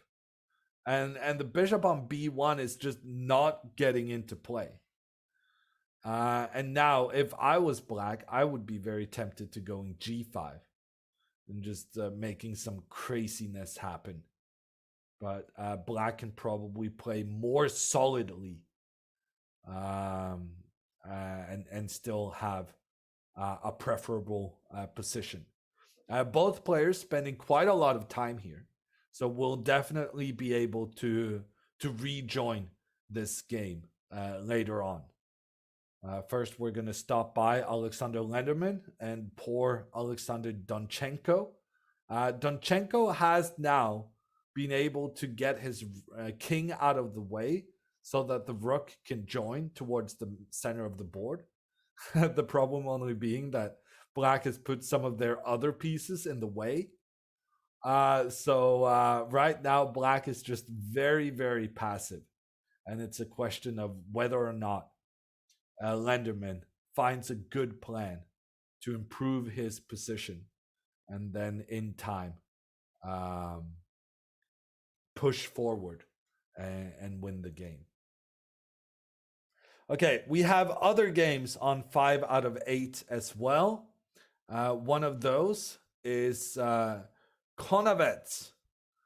And he's playing a very tricky opponent. He's playing Lim Le.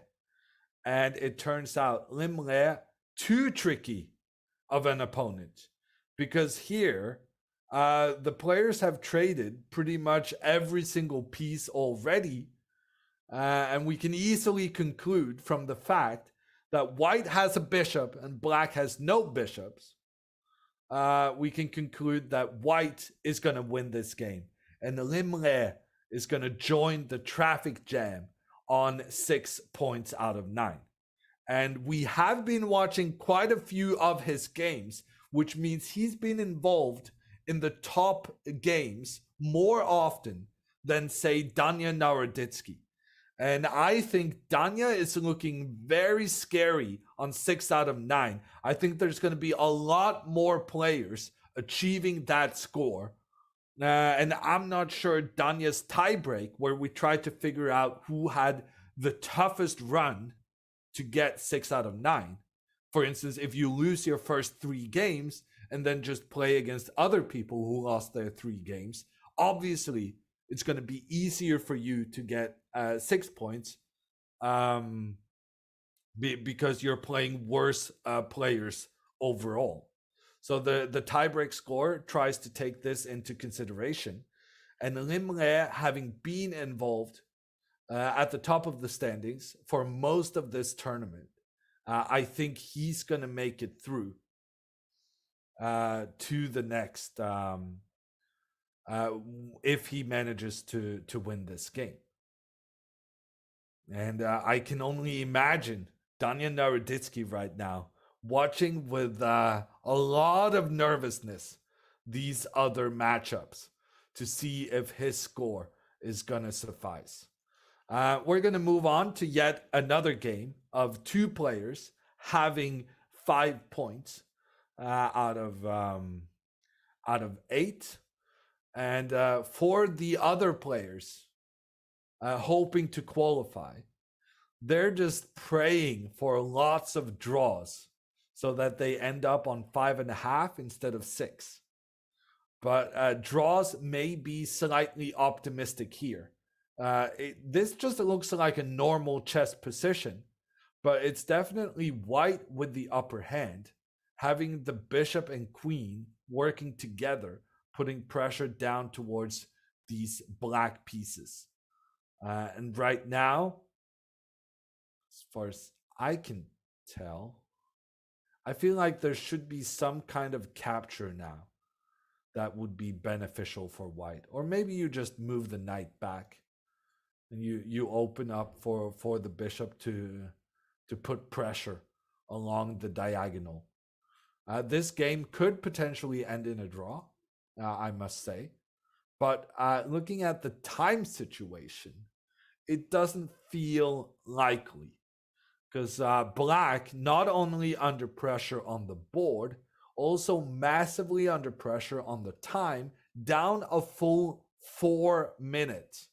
So I'm going to make the prediction that Daenerys is going to win this game to get to 6. And Daenerys has been also very much involved in the top boards, more so than Danya Naroditsky. I'm very concerned that Danya's quick draw in the final round may backfire. And I'm not sure it's going to be good enough. Okay, speaking of good enough, is Alexander Lenderman's position good enough to win this? And the answer is yes, it's certainly good enough. But the question is, will he manage to keep his calm as the time ticks on? Right now, the white knight making its way up into an attacking position. White is clearly aiming for the pawn on c7. The knight also coming in together with the rook to go after this pawn. Donchenko having now to move his knight. He's trying to make a counterattack on white's pawn, but the white knight both protecting and attacking at the same time. It feels like this should be easy for Lenderman to get the win I would think rook to b4 and then rook to a4, something like this. Just having the rook protect and attack at the same time. That seems a very, very good placement for that rook. And there's also it's no secret that this pawn on c7, surely this pawn will be lost in a very, very short time span. So Lenderman looking good for 6 out of 9. He was one of the players who had 4 out of 4. So he just came storming out of the gate. He's been involved in the top games all the way. And as such, I do predict him to have a better tiebreak score than Naroditsky. Wow, Limre has completed his win, but he's now placed below Naroditsky in the standings. Maybe I have underestimated the difficulty Naroditsky has faced in this tournament. Everything is going to be decided on tiebreak scores on 6 out of 9. Everyone is trying to fight their way into a good tiebreak. Lenderman, surely one of those who must be favored in the traffic jam. Another big question is how we're doing in this game, which features 2 players who started this round on 5.5 out of 8.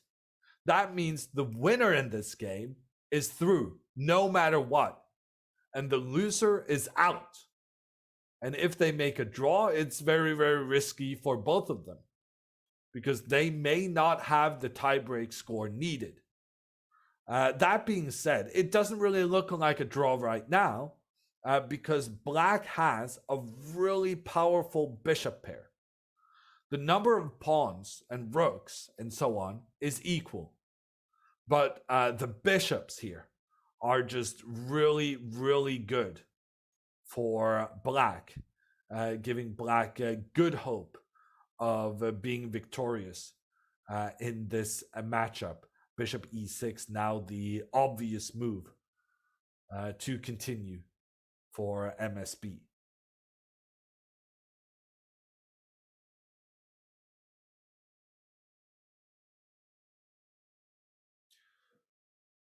Okay, the 2 black rooks pointing down towards the white knight.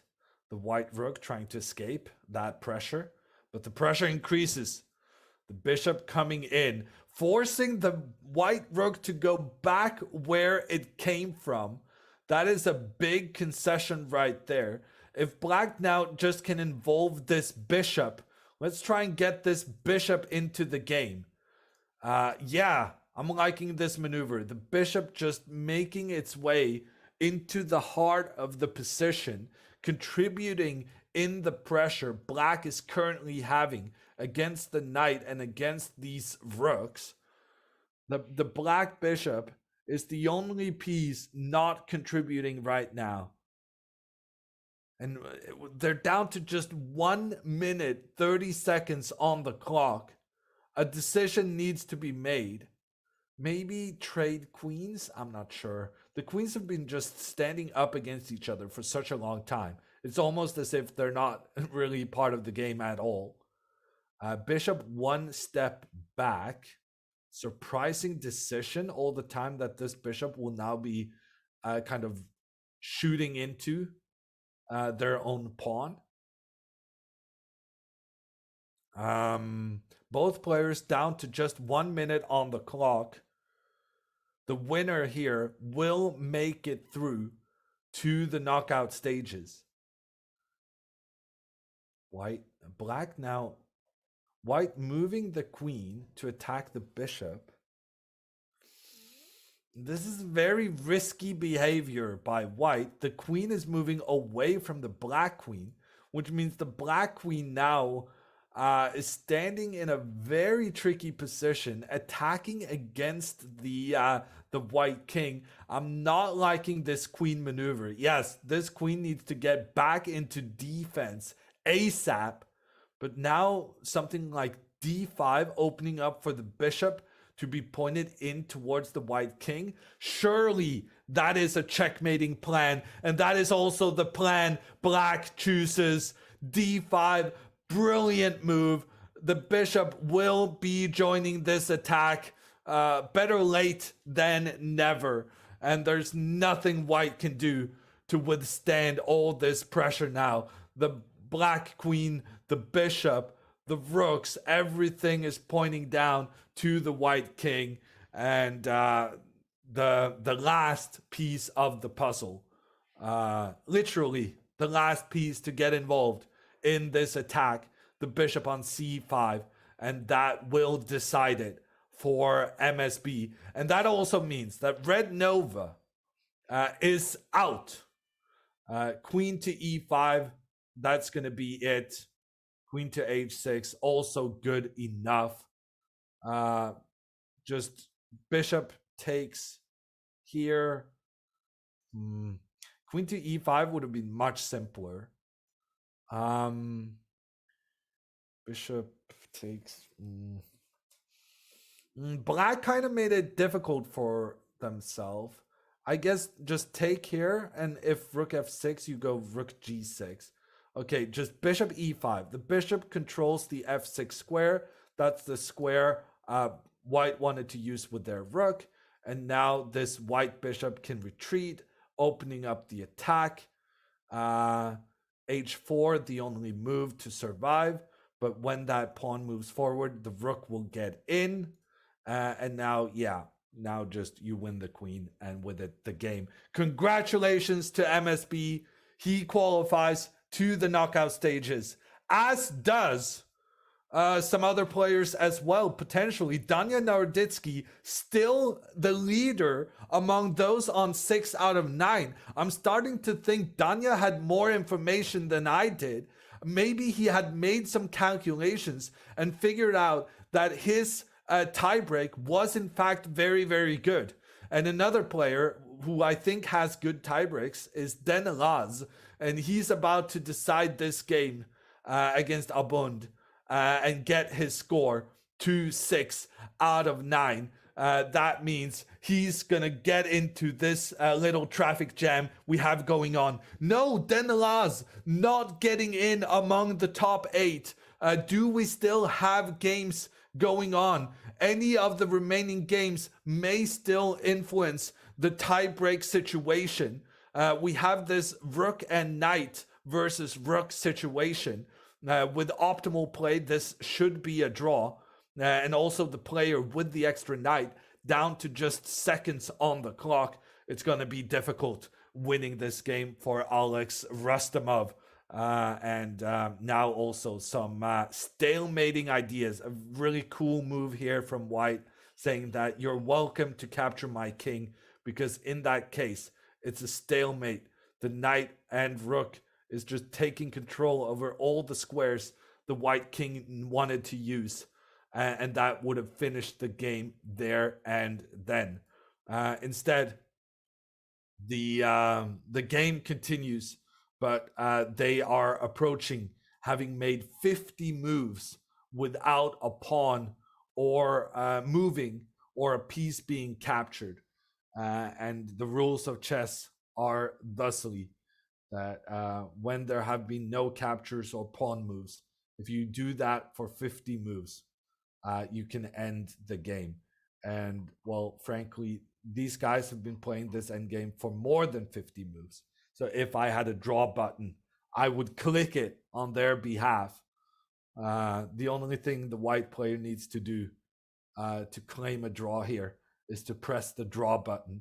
I'm starting to think Bulldog from Croatia is choosing not to press the draw button to get the potentially get the win on time.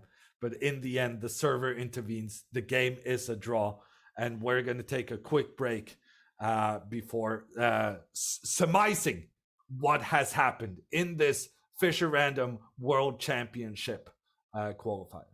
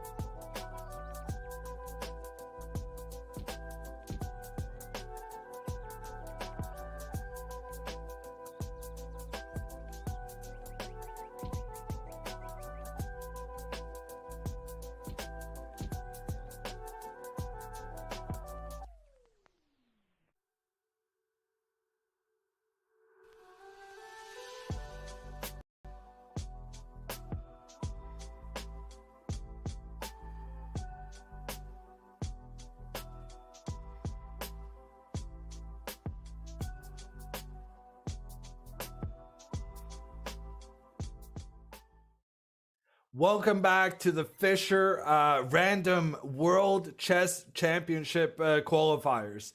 We have had some really exciting games today, some big blunders, some queens being lost, some castlings not being executed correctly. But these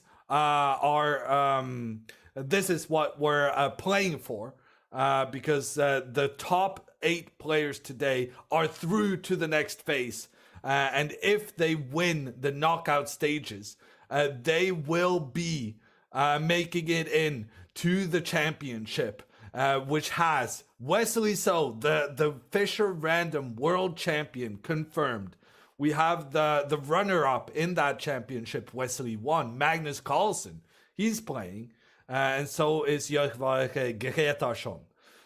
So looking at this format we have now had the Swiss open to all titled players, and the top 8 have qualified to the knockout stages, where we will be having those games already tomorrow.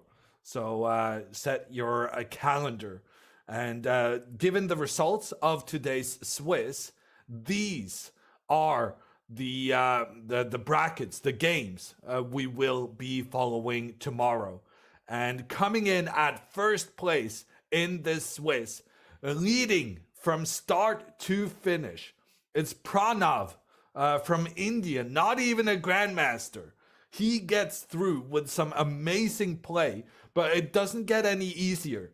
He will be facing Danya Naroditsky, who made a tricky decision in the last round. He decided that a draw would be good enough to qualify. And Danya, one of 4 people on 6 out of 9, he was one of the 2 who made it through to the knockout stages. In second place today, we have Alexei Savrana Mishanik. He will be going up against Alexander Donchenko in their quarterfinal. Vladislav Kovalev, he will be going up against Matthias Bluebaum of Germany. A lot of young Germans making it through to the knockout stages, and they're all on different sides of the bracket, because on the opposite side we also have Vincent Kamer, the number 1 German player. He's going up against David Navarra of the Czech Republic. So those are going to be our matches tomorrow at the same time. That's 1400 Central European time, which means it's 5 a.m. Pacific. And the format for our games is that these players will be playing a single elimination knockout. That means if you lose your round, you're out. No take backsies. But each round will have the players using the white and the black pieces. So they do get 2 games, and they also get more time to think about their moves. We're going up from 10 minutes today to 15 minutes in the knockout stage. If the match is still tied, then we will have an Armageddon game, which means that the player with the black pieces gets less time, but in case of a draw, black actually makes it through to the next round. So set your calendars, people. Tomorrow we have the quarterfinals and the semifinals.